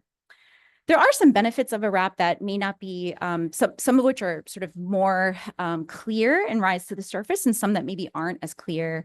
That they are stakeholder driven, we do identify as a benefit, and this is largely adapted from how the state communicates about RAPs. But this is the idea that, you know, when you have a fish kill and folks in your community are concerned and they don't feel safe going in the water or accessing the water, having their dog go near the water, have their child play in the water, stakeholder engagement on an issue like this becomes a true plus. It's a very clear statement of your commitment as a community, and I think it's been one for us. And of course, you're inviting that engagement as well. So it's really meant to be a little bit more of a, thank you, of a partnership. Enhancing public relations, I think that's right on par with the benefits of a stakeholder-driven process as elected officials. I think it makes again, a very clear statement of your commitment, because this is quite a commitment to make over time, and that there's an understanding of the effort that you're making in partnership with the state. Without a doubt, a faster path to restoration. One of the state employees who helped develop the how this would be implemented at the state, Julie SB, had once declared that this is sort of like a cleaner water, faster approach. And I can't think of a better way to describe it. Funding opportunities, as Mr. Book and others had mentioned today, there are lots of funding opportunities available once you've made this commitment and you are prioritized as a community. But with that, of course, there are also commitments, right? You need to commit to implementing these projects. We as a community, as Miami-Dade County, have invested as one of our consultants on our team to help municipalities think through their projects and sort of help them weigh, like, you'll get this much credit for this, but this much credit for that. What's feasible for you to do in a 5 or 10 year period. And so there's going to be a lot of discussion about project implementation, but either way, these communities have to engage. Funding of projects, you also have to commit the funding or commitment to obtaining the funding. And so this is going to be something that's part of a commitment as well. You have to meet the nutrient allocation. So you have to implement the project, commit to the funding to do it, or obtaining the funding to do it. And then you've got to meet that goal, however that allocation will be set and whatever it will be. And you have to sort of commit to remaining engaged with your partners in this effort, which of course is Miami-Dade County and your sister municipalities, FDOT, and other folks that might be engaged. So to wrap up, I just wanted to say that while Biscayne Bay is impaired for nitrogen and phosphorus and chlorophyll, and we know that we're not meeting our designated uses of our waters, we know that these impairments can be addressed, and we know that the stakeholder-driven process gives us an opportunity to better communicate with the community about how we're going to do this, engage with them, get their buy-in, because we know that these are delivered as a final order of the Secretary of DEP. They also have to be approved by the EPA. And at the end of the day, we must demonstrate that we can meet these nutrient reduction goals in order to be successful in having this plan approved, and that we can only provide reasonable assurance to the state and the federal government when we work together to provide it. And so stakeholder engagement, I think, for us is going to be key. And I'm just leaving you with some resources. Of course, Mosquito Lagoon, as I mentioned, our sister AP Aquatic Preserve up north has a reasonable assurance plan. Ours won't look unlike this. It'll just be more complicated. And then, of course, if you'd like to stay tuned, we invite you to follow our Biscayne Bay Watershed Management Advisory Board that I referenced earlier, that governance structure. And then, of course, as you know, Dr. Reinert, who sits on the Biscayne Bay Commission, that's sort of the state's connection to our efforts. And I'll take any questions you might have. Okay, we've got a few minutes if there's some questions. Yes, sir. Good afternoon. Thank you for your presentation. Are you familiar with the Cedron Corporation in Indiantown? No. So they were at the meeting 2 years ago or within the last 2 years. Cedron's a joint venture between, I believe, the Bill Gates Foundation, private company. They are taking human waste, throwing it through their machine. 3 products come out. Purified water, high concentrate pneumonia, and basically dehydrated human waste, which burns hotter and cleaner than natural gas.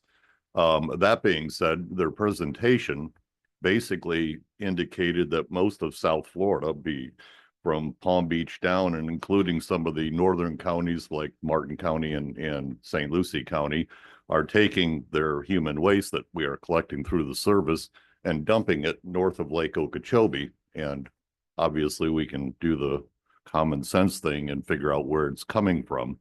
Thus the question is, so is anybody looking at that? And you know, we are trying to fund and spend millions of dollars on restoration and land to hold this water in. And this could be a better fix because it's, in my opinion, getting to the root of the problem versus just putting a Band-Aid on it. No, it's a great question, Commissioner, and thank you for that. And as you were explaining it, I am familiar sort of with the phenomenon, and how that material, how pollutant loading could be reaching the peninsula of Florida. It's something that we had brought up with our technical team and experts. I think the ROP does weigh largely. I mean, it identifies land uses and land uses also from outside your area that could be communicating with your watershed and causing the impact. So it definitely will be considered and addressed. And I think at some point we'll have to sort of weigh, you know, is 80% of the problem coming from 20% of this use or this land use or this part of the, you know, the system up north or south. And so I think we may come to a place where we'll have to sort of, for the benefit of the communities and the resources we have, narrow down where the biggest bang for the buck is. It could very well be something like this, but we're just not sure. But to answer your question most directly, I think we will certainly consider that and then just weigh its contribution against others. All right. Mr. Mayor. Thanks. All of this has to do with clean water, obviously. First of all, thank you for the presentation. Very good. There is an amendment trying to make some traction, the right to clean water. Your thoughts on that? I mean, I don't know that it's my place to comment, but I think the little that I know of it, I would say, sir, I think these things are connected. So, I mean, I think that has more to do with, you know, things like fishable, drinkable, swimmable, sort of covering the gamut of access to clean water. But I think this would be Miami-Dade County's commitment, and again, our partners' commitment to living up to that so that people have less concern as they have the last few years in accessing their bay. Yeah. So, I mean, I saw that it passed in Orange County and Titusville. yeah. And then it got, I think a judge took it away or something. But I didn't know if that was anything you all had thought. To Commissioner Leeds, the concern. I think one of the things, particularly on the spreading of sludge in both Palm Beach and other places. Have you had a chance to look at, is that where you're seeing as a focal point of where a lot of the problem is occurring? To date, no, I would say, Mayor, that it's not been a focal point, but it is one of the things that I think are part of the larger consideration of what's coming into the watershed. And in this case, and I am familiar with some work that's been done on like sort of the length of time it may take for that pollutant load to reach us, and that it shouldn't go unnoticed or unrecognized in terms of trying to quantify where the load is coming from and its source. That's really the essence of this part of the reasonable assurance plan development. But I think to date where we're landing is we're largely seeing impacts from, or what we imagine are going to be large contributions from septic systems in the parts of the county where those are concentrated, like for us, the Little River or C7 Basin, the C8 and the Arch Creek Basin just north of that. Of course, down south in the communities in the center part of the bay, like Snapper Creek, Coral Gables Waterway, and stormwater inputs. So those seem to be on balance where we're going to see the largest impact. But that's not to say that, and of course, we're this sort of highly viscous system. We know that groundwater, be it from septage, but also from other sources, fertilizer percolating into the ground and out into the bay through groundwater. So, the the avenues by which that pollutant loading is getting to the bay may very well be groundwater direct from stormwater into, discharges into the bay or its tributaries. And so I think that's where we've largely centered our attention, but again, not to have contribution from outside the county that would be reaching us through groundwater not go unnoticed. Yeah, I mean, I don't know where Miami-Dade is doing their land application for sludge. I know a lot of ours does go to counties north of us. Right. We're actually working on thermal conversion, so that doesn't keep happening. Right. But I didn't know where Miami-Dade was doing that. No, but I'll get back to you there with an answer. Okay, thanks. All right, course. thank you. Thank you for the presentation. It was very informative. Thank you. And let's move on to our next agenda item. Righty, I am going to take a quick moment here to say thank you. I have to head out. As I said earlier, I've got to go through Miami traffic, get on an airplane and fly to the freezing Washington, D.C., where everything's hot there though. So thank you all for being here. And with that, I am going to turn the gavel over to past chair, Senator Geller. And thank you. Thank you, Madam Chair. And good luck in your flights and your drive down to Miami. And we'll start in a moment.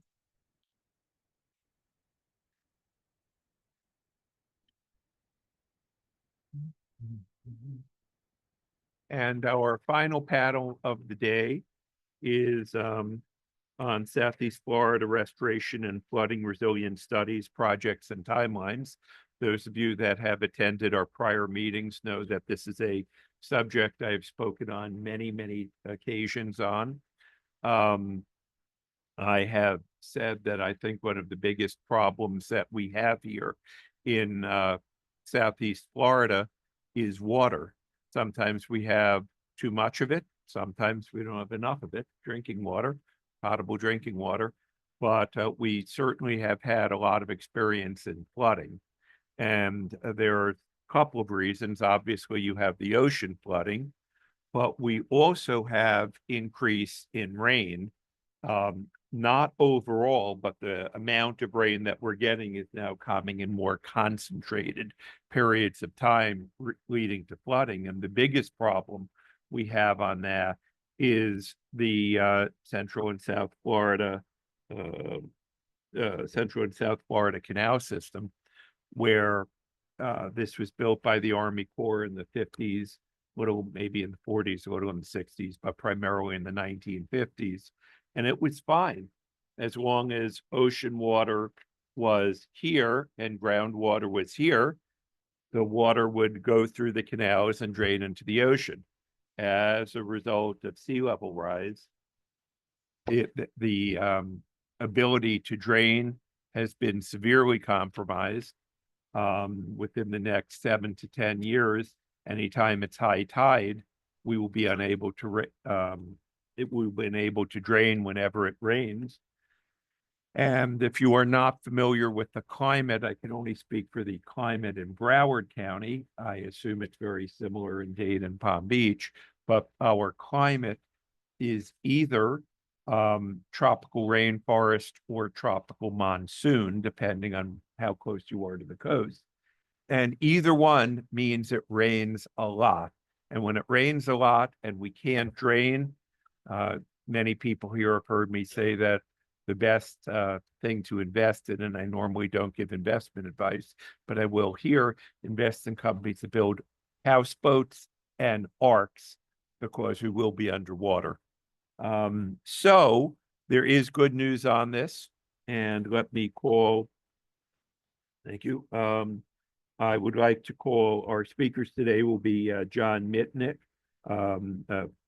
Fiscal Engineer Assistant, Executive Director, Chief District Engineer of South Florida Water Management District, Dr. Anna Carolina Coelho Moran, formerly worked for Broward County, Chief of District Resiliency of South Florida Water Management District, and Ava Velez, Chief of the Ecosystem System of the U.S. Army Corps of Engineers, Jacksonville District. We also have Tim Geisen here, Army Corps of Engineers Resilience Senior Project Manager. I would like to thank both the Army Corps and South Florida, Southeast South Florida Water Management District.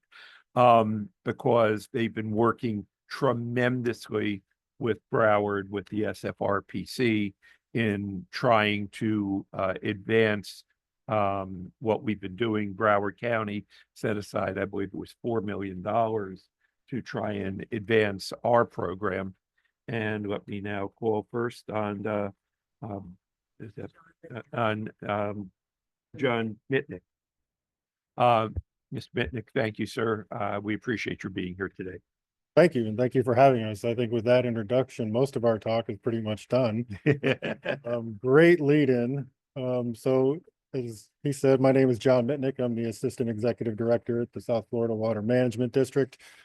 Today, we're going to run through a presentation that talks about resiliency and how we're going to combat some of those things you were just speaking of, but also touch on the overall restoration project. So I'm going to turn it over to Dr. Moran, who's going to run through some resiliency stuff, and then I'm going to come back around with Ms. Velez and talk about the restoration efforts that we have going on in South Florida. So with that, Carolina. Carolina, always a pleasure to see you again. Thank you. Thank you, Senator Geller. Good to see you all.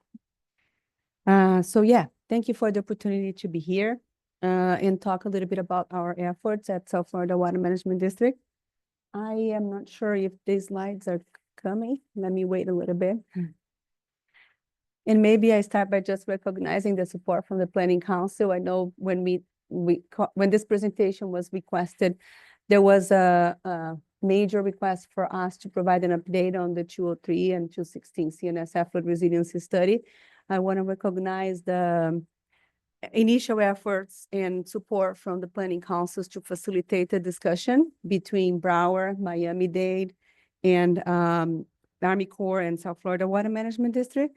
The facilitation of the conversation and dialogue between the counties and the agencies were fundamental, and we recognize that the room that the planning council provided for that was very timely, so thank you.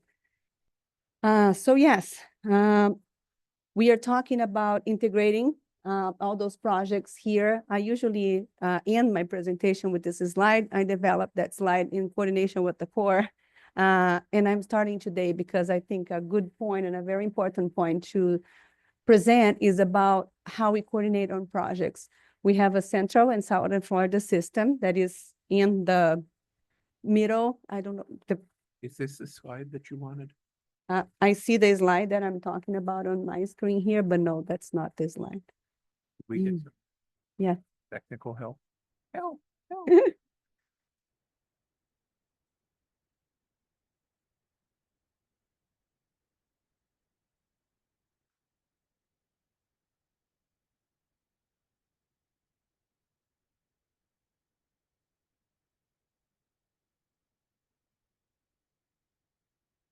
No, thank you.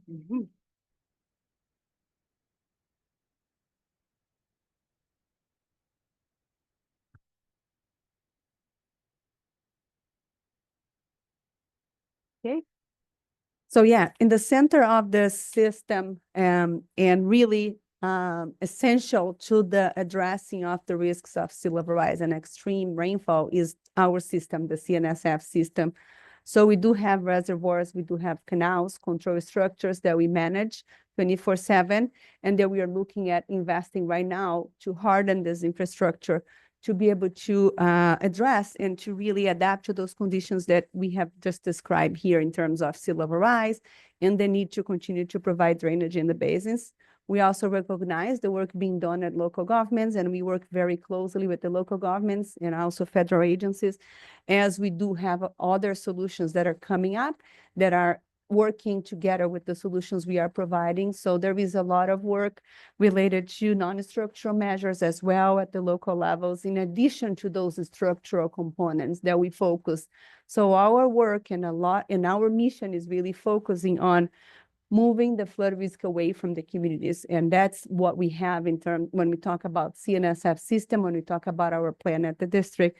So we are enhancing the drainage infrastructure that we have today to continue to provide this level of service in terms of drainage and to protect the communities from flooding by removing the flood risk. In addition to that, we know there will always be residual risk, and we're going to have to continue to invest in those additional strategies that I know the local governments are heavily committed to in terms of elevating properties, relocating, acquiring additional projects, hardening critical infrastructure. So I think it's a joint effort, and we are working very closely.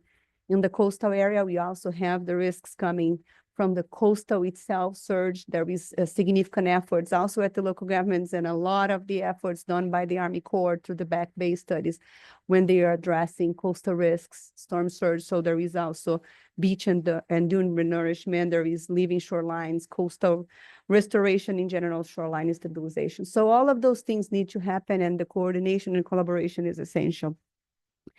And here I'm just going to glance on then the things we focus on, and a lot of that is part of the 203, 216 studies and the resiliency plan we have at the district.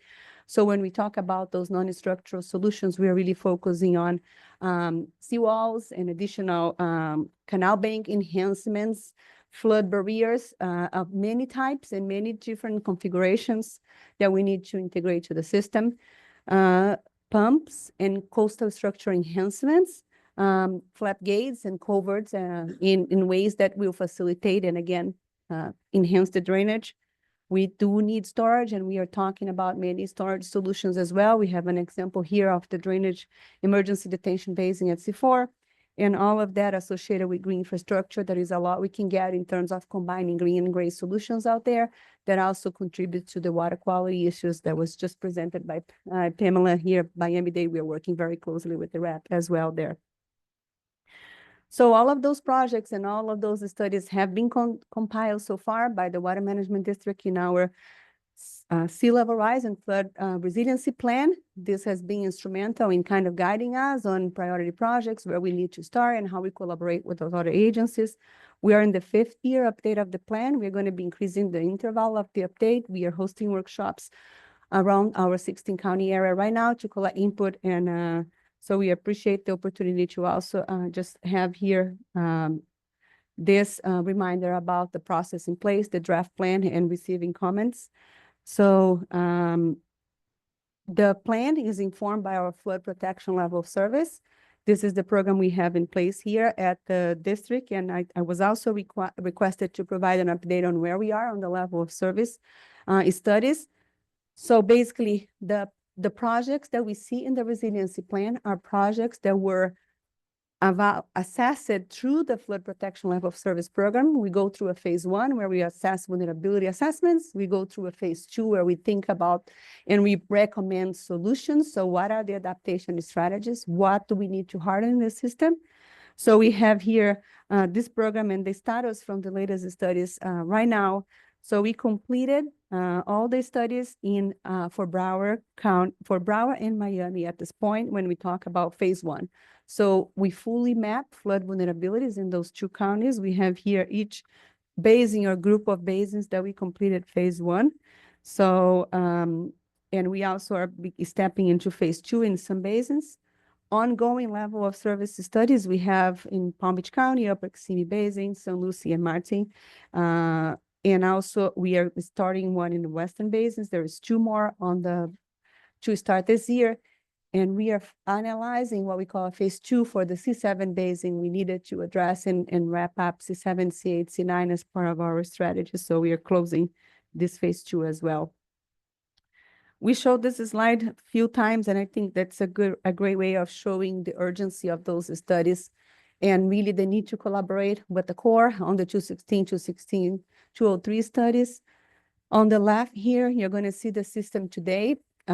Each polygon here, each color polygon that you see on the map is a basin, and the colors represent the level of service. So how much we can drain in terms of a rainfall event out of that basin using the existing infrastructure. So under the current conditions. So when we talk about 6 inches of sea level rise that have risen, we are seeing in orange, yellow, and red basins that we have lower than the capacity that we used to have when the system was designed. So ideally, we would like to be providing a 25-year of service in those basins. And today, when we see, again, yellow, orange, and red, is because the level of service in average in the basin is lower than it was designed for. In the future, when we go through a 2 feet of sea level rise scenario, we are seeing here a lot of those basins and those areas really turning into red and orange, meaning that we are reducing how much rain the system can handle under those conditions without any improvement. So that's why we need those studies and those efforts to advance those studies. We have a lot of things going on. The CNSF flood resiliency study was the initiation of all of that and opening up appropriations through the federal government. So we have here just a summary. I think you're all familiar with this study. You have been supporters and provided letters of support to us on many of those occasions. We have support. this is a familiar slide list. Thank you. So yeah, this was initiated in September 2020.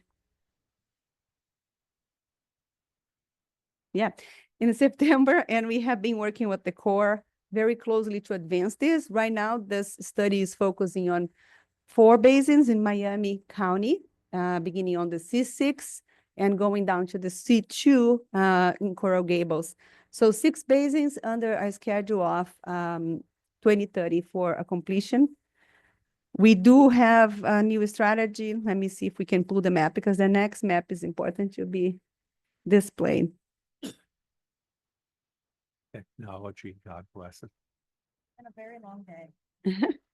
I have never seen this before, so I don't want to touch. Decided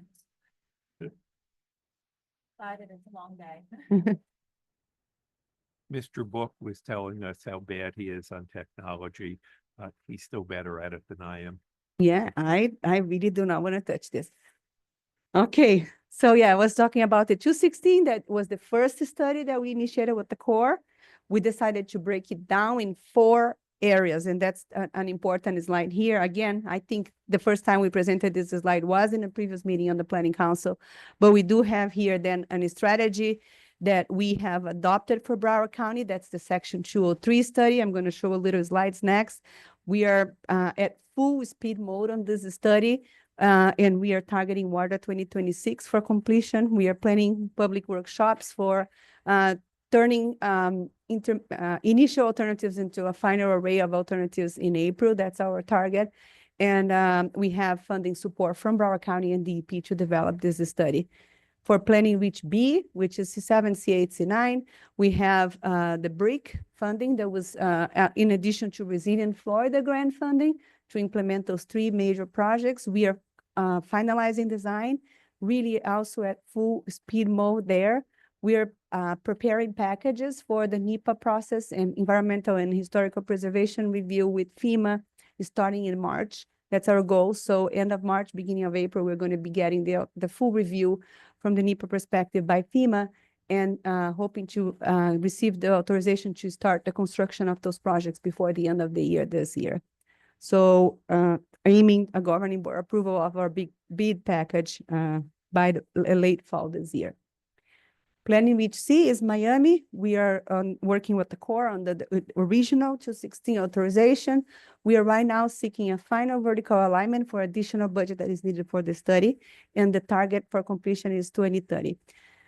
And then we have Planning Reach B, that we have an authorization that was provided under WARDA 2022 for the comprehensive study, and we are seeking this path or an alternative path to continue the study in the southmost basins in Miami-Dade County.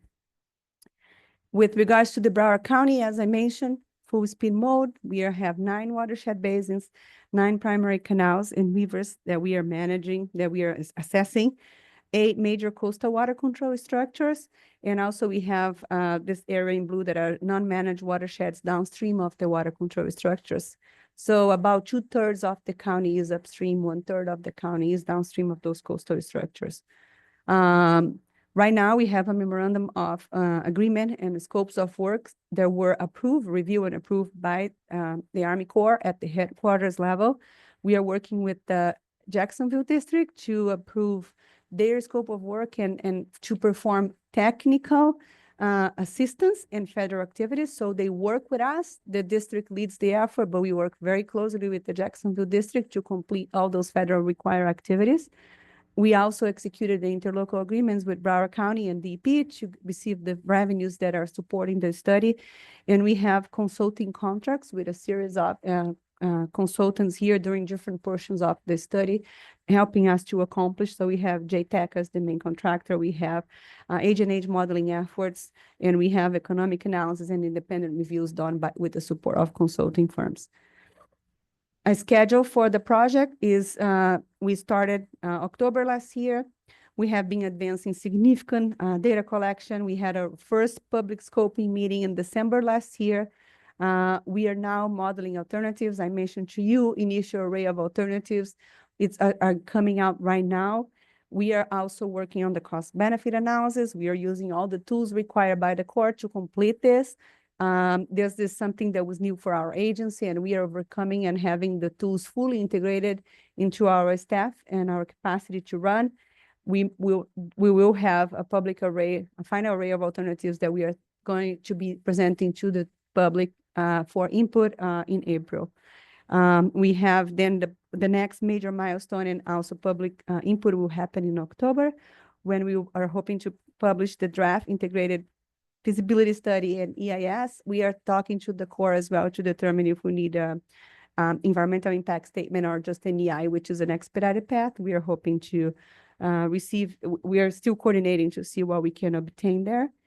And then final integrated studies, and really the submission of this report directly to the ASA headquarters, we're aiming May 2026. I just want to touch a little bit that I mentioned BRIC as one of the funding sources. I mentioned Resilient Florida as funding sources, Army Corps PAT and all those appropriations. We also have additional, of course, funding that support the overall efforts and the projects that we have in the plan, our CIP projects. So we have our ad valorem general revenues. We have additional coordination at the local, state, and federal levels to be able to support our projects.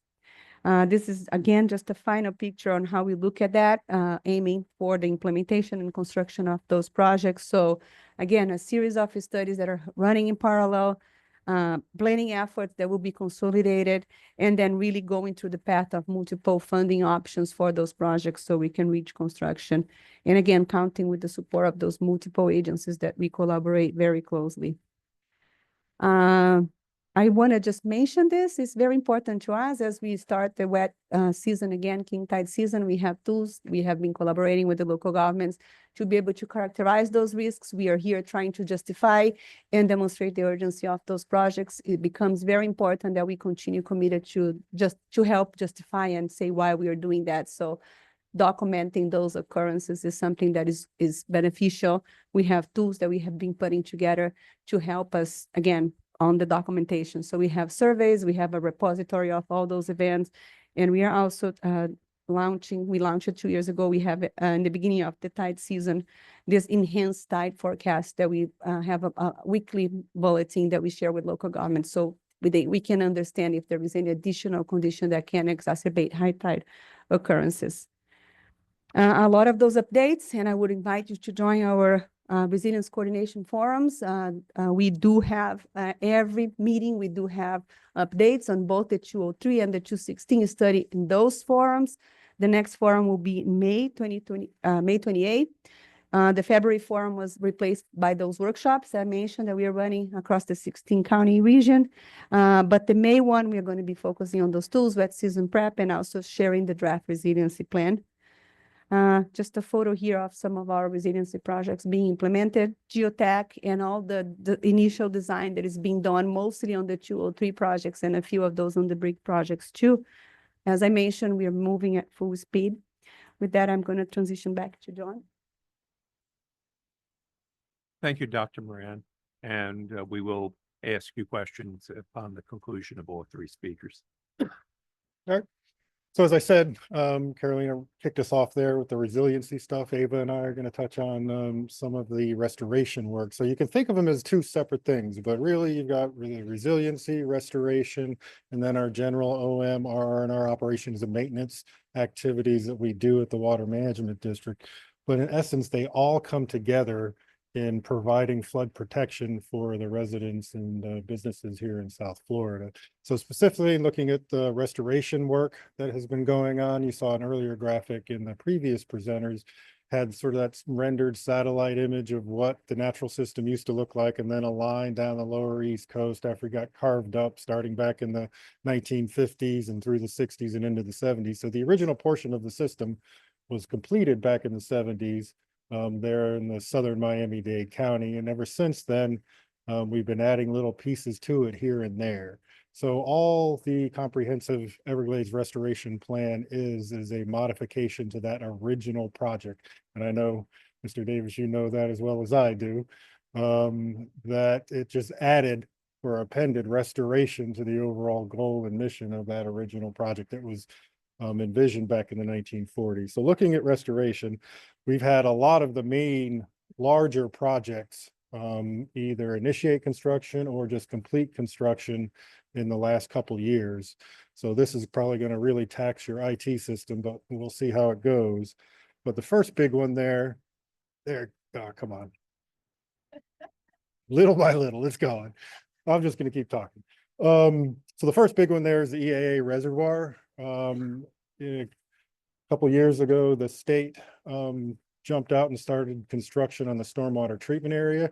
So the way the project is envisioned, it's two components. There's the large reservoir that holds about 240,000 acre feet of water. To give you an idea of what an acre foot of water is, it's real simple explanation. 1 acre of land, 1 foot deep. Stack 240,000 of those on top of each other. That's how much water that this reservoir will hold. It's currently under construction by our partners at the Corps of Engineers. I don't know if you want to add anything about the reservoir itself, Ava? Yes, I do. Good afternoon, everyone. My colleague, Mr. Tim Geisen, is handing out some maps. I have excellent news. The Corps has no slides today, just a handout. We went old school because we had a feeling Friday afternoon, you'd probably be kind of done with slides by the time I came up. So what I wanted to add is that it's important to recognize that this is a partnership that's 75 years old between the Army Corps of Engineers and the South Florida Water Management District. We're incredibly proud of that. We change the way the nation at the Corps of Engineers thinks about partnerships. This partnership, together with all of you, we are leading the nation in how we build projects. And I'm not kidding when I say that. There's no one like the South Florida Water Management District across the entire United States when it comes to the Corps, and that means all the support you give us also changes things. So in this case, it's a perfect example of the unique partnership, which John's team completed the construction of the 6,500 acre stormwater treatment area. It needs to be done earlier because the plants need to grow. And then the Corps of Engineers is building the 10,500 acre reservoir right next door. You saw a little bit of the edge of it in the video as it was inching along. And so we are under active construction at this time, and we're excited that last year we awarded the largest civil works contract in all of the Corps at $2.87 billion for the dam. That would be the above ground portion of the reservoir. So another one where a similar approach took place, a reservoir coupled with a stormwater treatment area is over on the East Coast in Martin County. The Water Management District went out and moved out on constructing the stormwater treatment area. Again, as Ava just said, to get those plants growing in. Most of this video that you'll see here is of the actual reservoir that the Corps of Engineers took the lead on. They've completed that construction. The facility you'll see towards the end of the video, there was a ribbon cutting back in 2022. Where the facility was put into operation. Currently, right now, the status is it's in its operational and monitoring and testing period where we start to fill it up. And we make sure that the full project reservoir and STA is functioning as intended. So that's a lengthy process as we go through it. So we're still in that testing and monitoring period as the reservoir begins to fill, and we go through and test all of the systems associated with it. Over on the West Coast, we have another reservoir. So there's the big three. We always originally called them the big three, the EAA reservoir to the south, C44 reservoir over on the eastern side, and then this is the C43 reservoir over on the western side. It's not starting yet. Oh, well. We had, the Water Management District had taken the lead on the construction of this particular reservoir. So this one is about the same size, 10,000 acres as the EAA reservoir, holds a little bit less water at 170,000 acre feet instead of 240,000 acre feet. But we're finishing up construction. We're coming to the tail end of the construction of this project, and it'll be pressed into service starting later this summer. Towards the middle of the end of the wet season, we'll begin some of the initial filling operations for the C-43 reservoir over there on the west coast. A little bit closer to home, here in Biscayne Bay, the previous presenter gave you a lot of information about Biscayne Bay, but for his project-wise, restoration-wise, we're just finishing up phase 1 of the Biscayne Bay coastal wetlands between us and the Corps of Engineers. This particular project that you see here on the screen is for the Cutler Flowway. It's a new pump station and a line channel that runs out and be able to redistribute that water back through the mangrove marshes. We've initiated construction. The Water Management District has taken the lead on this particular portion of the project. So we're well into construction on that, hoping to finish it up shortly. The Corps of Engineers has constructed a series of other pump stations associated with the project. I don't know if you want to touch on those, Ava. Thank you.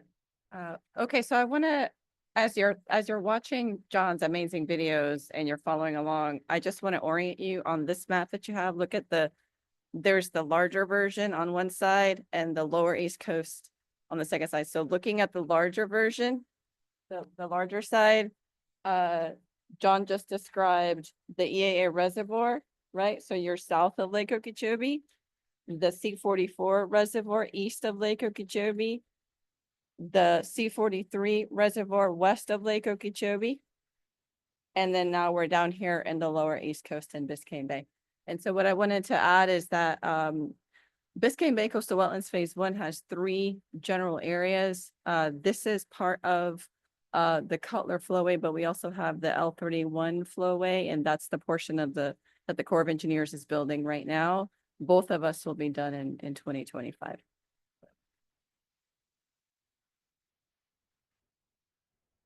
So a lot of projects going on, a lot of taxpayer funding being expended and restoring South Florida and building those projects. But how do we know that it's working? How do we know that we're actually getting some of the benefits between the joint project and the partnership between us and the Corps of Engineers?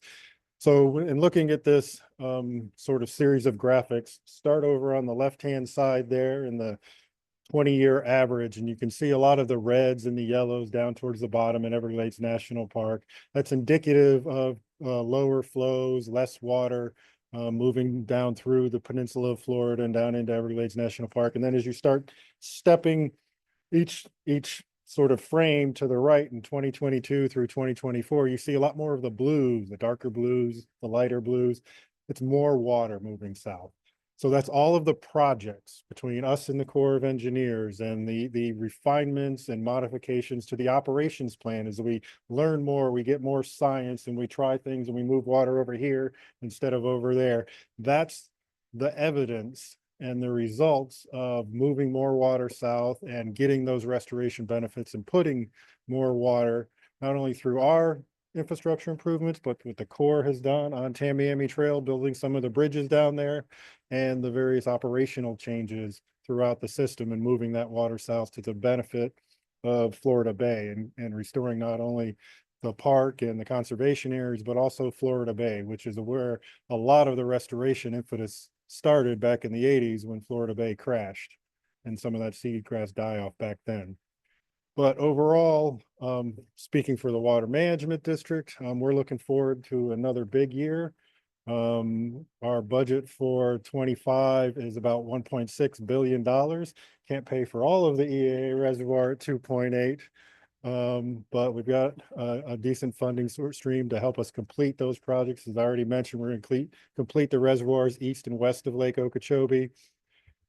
Another milestone that we're hoping to achieve is up there on the Treasure Coast in the Indian River Lagoon, Martin, St. Lucie counties. We're looking to start between us and the Corps again, the 3 reservoirs that are in the restoration plan up in that neck of the woods. So we should have all 3 of those reservoirs under construction by the end of this calendar year.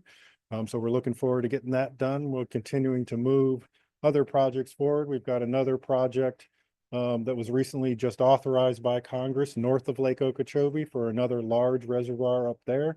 We're going to be moving out on some of those efforts and getting that project underway. And then, of course, looking forward to DOT completing the raising of Tamiami Trail down at the southern portion of the system, which again will help start moving a lot more of that water south. So with that, unless I'll turn it back to you if you have any additional comments you want to make. Nope. Then I turn it back over to you, sir, for questions. Thank you. Couple questions, Dr. Moran. I'm trying to remember it. Bill and I were just talking. Which was the reservoir that was completed on one of the major canals not long ago on one of the private? It was on a C-51. Thank you. C-51. Is that one of the ones that you were referring to at all, or is that done by a different group? No, so the C-51 reservoir is not part of the Comprehensive Everglades Restoration Plan. It's another private entity that has developed that reservoir. It's broken up into two phases. The first phase, they have sold storage to some of the utilities along the lower East Coast as part of that phase one project. They're currently in construction on phase two, and that phase two portion of it is anticipated to be used for regional water and restoration water. Okay. And the schedule that we've discussed this before on the Broward portion that we're aiming for WARDA 2026 has been extremely aggressive, where if we get everything done on time, then we submit it in, I think it was May of 2026, by which point in time the WARDA bill will already at least have had some discussions. Are we still on schedule on that? Because that's, I mean, that is so tight. I'm just not sure how we get this done. So yes, I mean, again, as Ava was talking about, the partnership between us and the Corps, we have forced the rest of the nation to think about how projects are delivered. So the mechanism that we're using to deliver the Broward County portion that Carolina was talking about is a specific section 203 within federal law that allows a non-federal sponsor, that's us, the Water Management District, to move out and deliver civil works projects. It's not the first one we've done. It'll actually be the third one that the Water Management District has embarked on. We've been successful on the first two. We've got them authorized by Congress. And you're right, it is an aggressive schedule, but we're up to the task and we're hoping to hit that mark and deliver number 3. That'd be terrific. Also, my understanding is that what we have been studying thus far, both on the 203 and on the others, that if we get this done and funded, we're looking at putting in big giant pumps. We're looking at much larger salinity control barriers. But what we are not including, I believe in that, are the secondary canals and the berms. And I just would like, I'll take whatever we can get. I'm just have a question on not only the 203, but on the other sections as well, what's the other one? 216. 216. If you put in the larger salinity control barriers, then you don't have higher berms or seawalls. In many cases, you're just going to cause flooding in the inland areas when the water overtops the canal banks. How are we dealing with that? So when we come into some of those areas, and you saw one of the graphics in Carolina's, especially here in Broward County, that those salinity control structures are very far inland, and she called it those unmanaged areas. So in addition to being the assistant executive director, I'm also the chief district engineer at the Water Management District. So I am responsible for the operations of the whole system.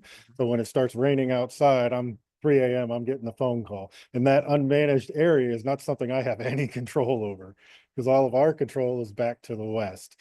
So when we go in and we look at some of the projects in the 203 study or in the FEMA brick projects that we have a little bit farther to the south, as we develop that pump station to augment the gravity flows, we're going to be looking to tie those features into higher ground. So the water just doesn't circulate around and go back and flood.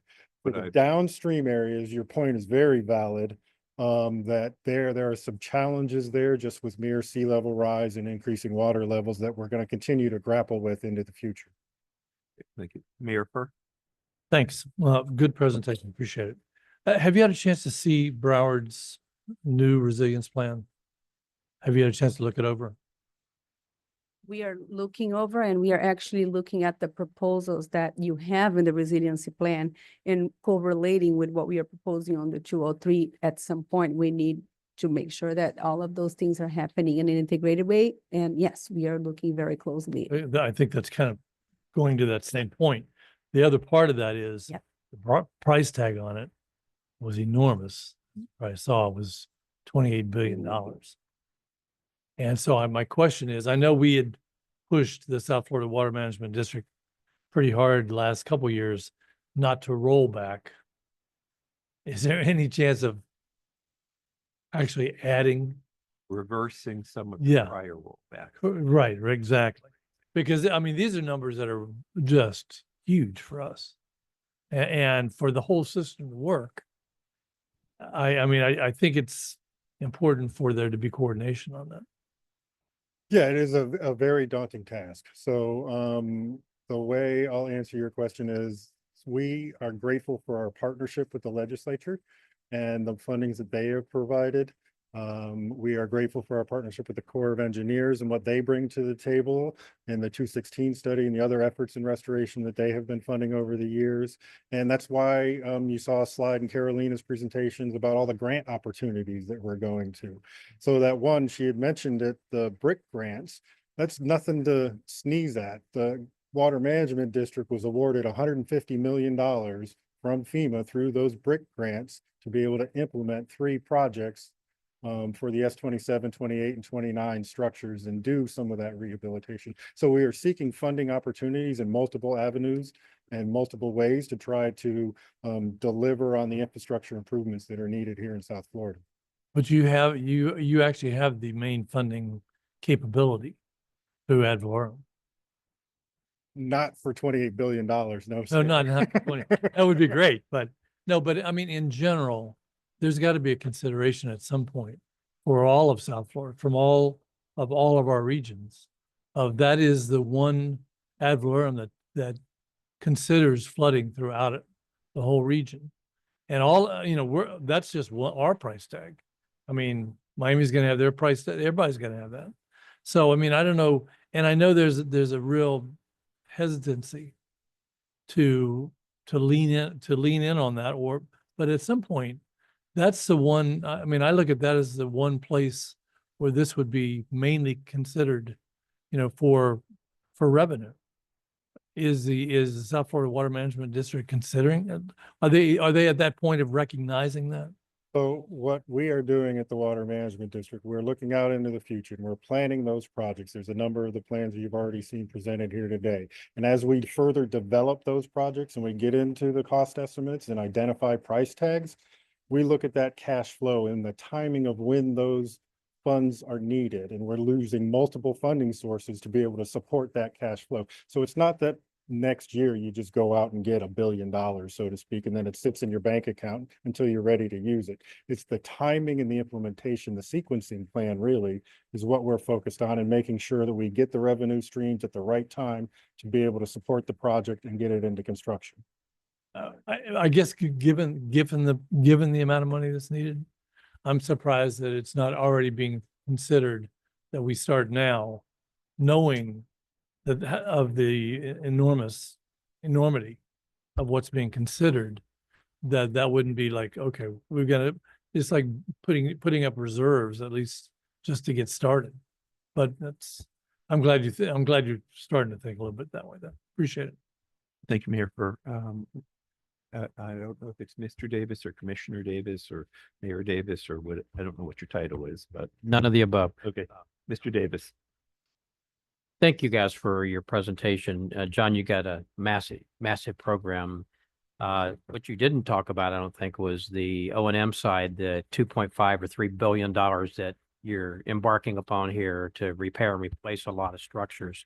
Is that still moving forward as aggressively as you thought it was going to be a year ago? Yes, actually, it's accelerating. You were talking funding sources in the previous question.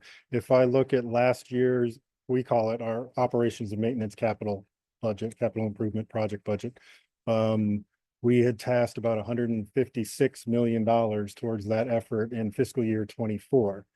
In fiscal year 25, the current fiscal year that we're in, our budget is $186 million for those O&M operation maintenance repair projects. So we are continuing to lean into it and accelerate that program, and really how that program comes together with the resiliency program, because it's the same piece of infrastructure. So we had mentioned the S27, 28, and 29 structures as part of the BRIC grants, the FEMA projects. Those were structures that were built, and I'll speak about one of them, the S28 structure. It was started construction in 1957, completed construction in 1962. I don't know about everybody in this room, but I'm not as young and spry as I was in my 20s. So that structure is approaching 60, 70 years old. So it's in need of that rehabilitation. So we are using the resiliency lens and that O&M, bringing them together to put in a new project, a new structure for salinity control, and augment it with a pump station next to it to address the needs out for another 60, 70 years. So they'll both come together, and we view that as one problem set that we're trying to address.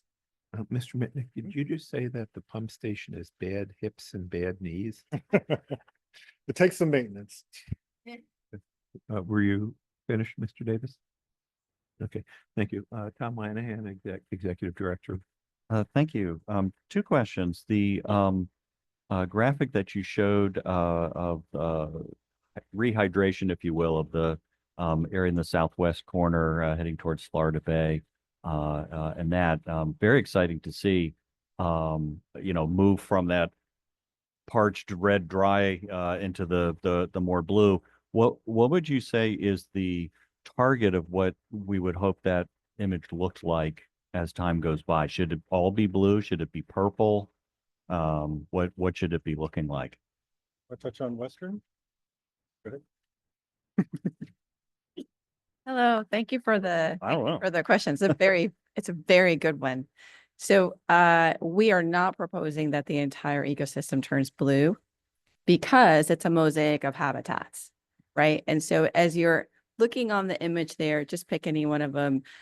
Please first notice that the water makes a button hook, right? It kind of from Lake Okeechobee down to the center and then comes to Florida Bay, makes that button hook. But see how that it's orange and yellow and red in that area that's kind of in the little pocket.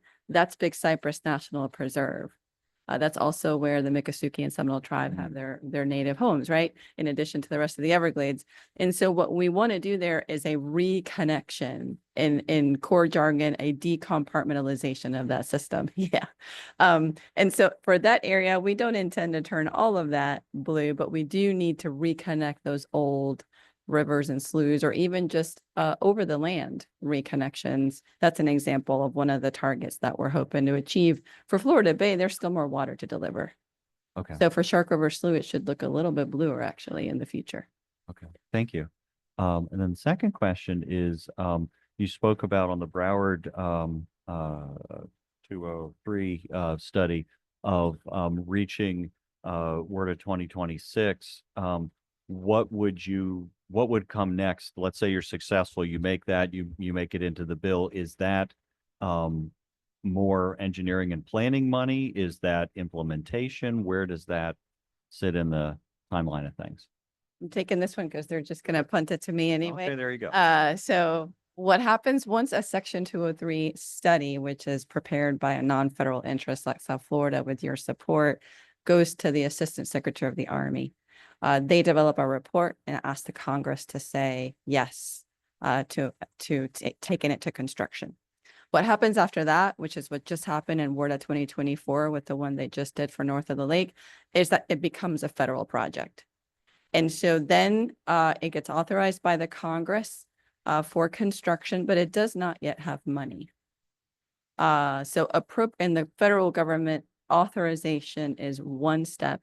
appropriation is a second step. And I know Mr. Davis, he's looking at me, he knows this already. But that's what happens, is that it becomes a federal project. And so, sir, to have a direct answer to your question, we would then, the Corps, and specifically me and my team together with John and Carolina's team, would jointly seek funding to do design of those features to bring them ready for taking them to contracting and construction. And that would be part of the WRDA 2026 bill? No, sir. The WRDA 2026 would give us authority from the Congress to take it to the next. But it's not the appropriations. No, sir, not yet. Thank you. Thank you very much. And just to let you all know, what Broward had done is we had agreed to split 50-50 with the South Florida Water Management District, the cost of the engineering studies to get it expedited into the 2026. So that was a bunch of money there. If I can, just to add. Yes. Because that's a good point. One of the things in the partnership, we call it the design agreement. So that design agreement allows us, the non-federal sponsor, in absence of appropriations from Congress, to move out on some of those design efforts with our own funding or partnership with counties to expedite some of those design features as well. By the way, before I call on our mayor, I wanted to introduce our newest member. I think this is her first meeting of the South Florida Regional Planning Council. Yes, we didn't want her sitting by the rest of us, so. Pembroke Pines City Commissioner Maria Rodriguez. If you haven't met her yet, you will. I think she has a bright future. We'll be going places, and y'all will hear a lot more about her in the future. So, Commissioner Rodriguez, thank you for being here today. Was there anything you wanted to say? No, I just wanted to say thank you so much for having me. And I really appreciate the support that this council gives to not only my county, but the rest of the counties involved. And I'm very happy to be here, sat in the corner because I had a previous engagement. But next time I'll sit closer to the middle. Thank you, everyone, for having me. Appreciate it. Thank you, Mayor Fur. Thanks. Real quick, I'd heard that there was quite a reemergence of Florida wildlife. I mean, just birds and everything down where this became blue. Is that what it was? Is that true? That's one of the best successes. I mean, that's when you're trying to, I guess you're trying to figure out. Yeah, simply stated, if you build it, they will come. Yeah, I was really glad to hear that. Thank you. The last question that I had, although I'll see if there are any others, with the federal impending what seems to be federal slashing of the budget and cutbacks, how worried are we on the impact on our water projects, or how worried should we be? Yeah. Realize that's wild crystal ball projection, but on everybody's mind. And so I will tell you this, the Corps of Engineers is project funded. So unlike many other federal agencies, we only work on what the Congress appropriates us to work on, and it is very directly related to a project. And so that is what we are thinking about today, Senator Geller. That's really what I can offer you. We are all watching the news just like you. We have 1,000 dedicated civilians at the Corps of Engineers Jacksonville District. Well, you want to keep did as of working every 1 day. o'clock, but now it could, never mind. Yeah. So we'll continue to work the mission and let the folks above us tell us the results of those discussions. Are there any additional questions or comments? Yes. Isabel Cosio Carballo, the SFRPC Executive Director. Thank you all for being here. And this is directed to the Water Management District. And you may not be able to answer, but I observed that there is a Senate Bill 7002 filed in the Florida legislature. And I'm wondering if there's anything prudent you might be able to tell us about that legislation. Just to understand, I see on the Senate that it's going to be heard first hearing in Appropriations Committee on Agriculture et al. On March 5th at 11 in the morning. Yeah, so like you and others, we are watching Senate Bill 7002. We're going through our analysis of that bill, and we're working with the legislature to address their concerns that are brought up within that bill.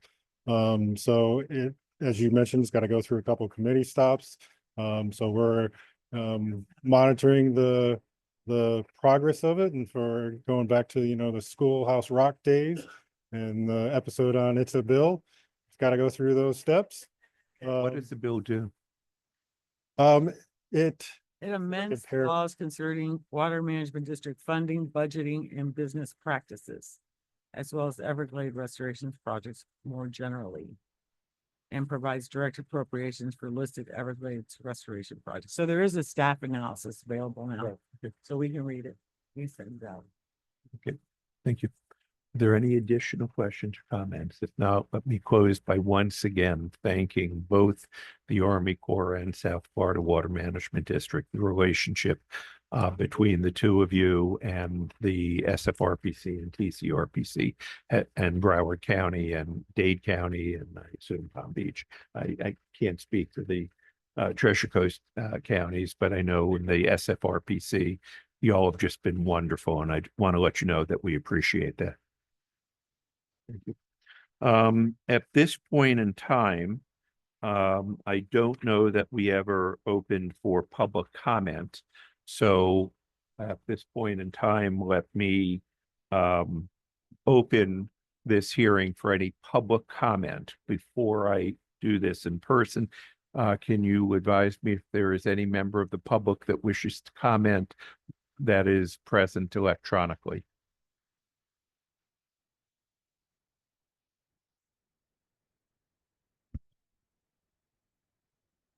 I don't see anyone raising their hands. So Okay, I think so we're good. no one that is electronically wishes to comment, correct?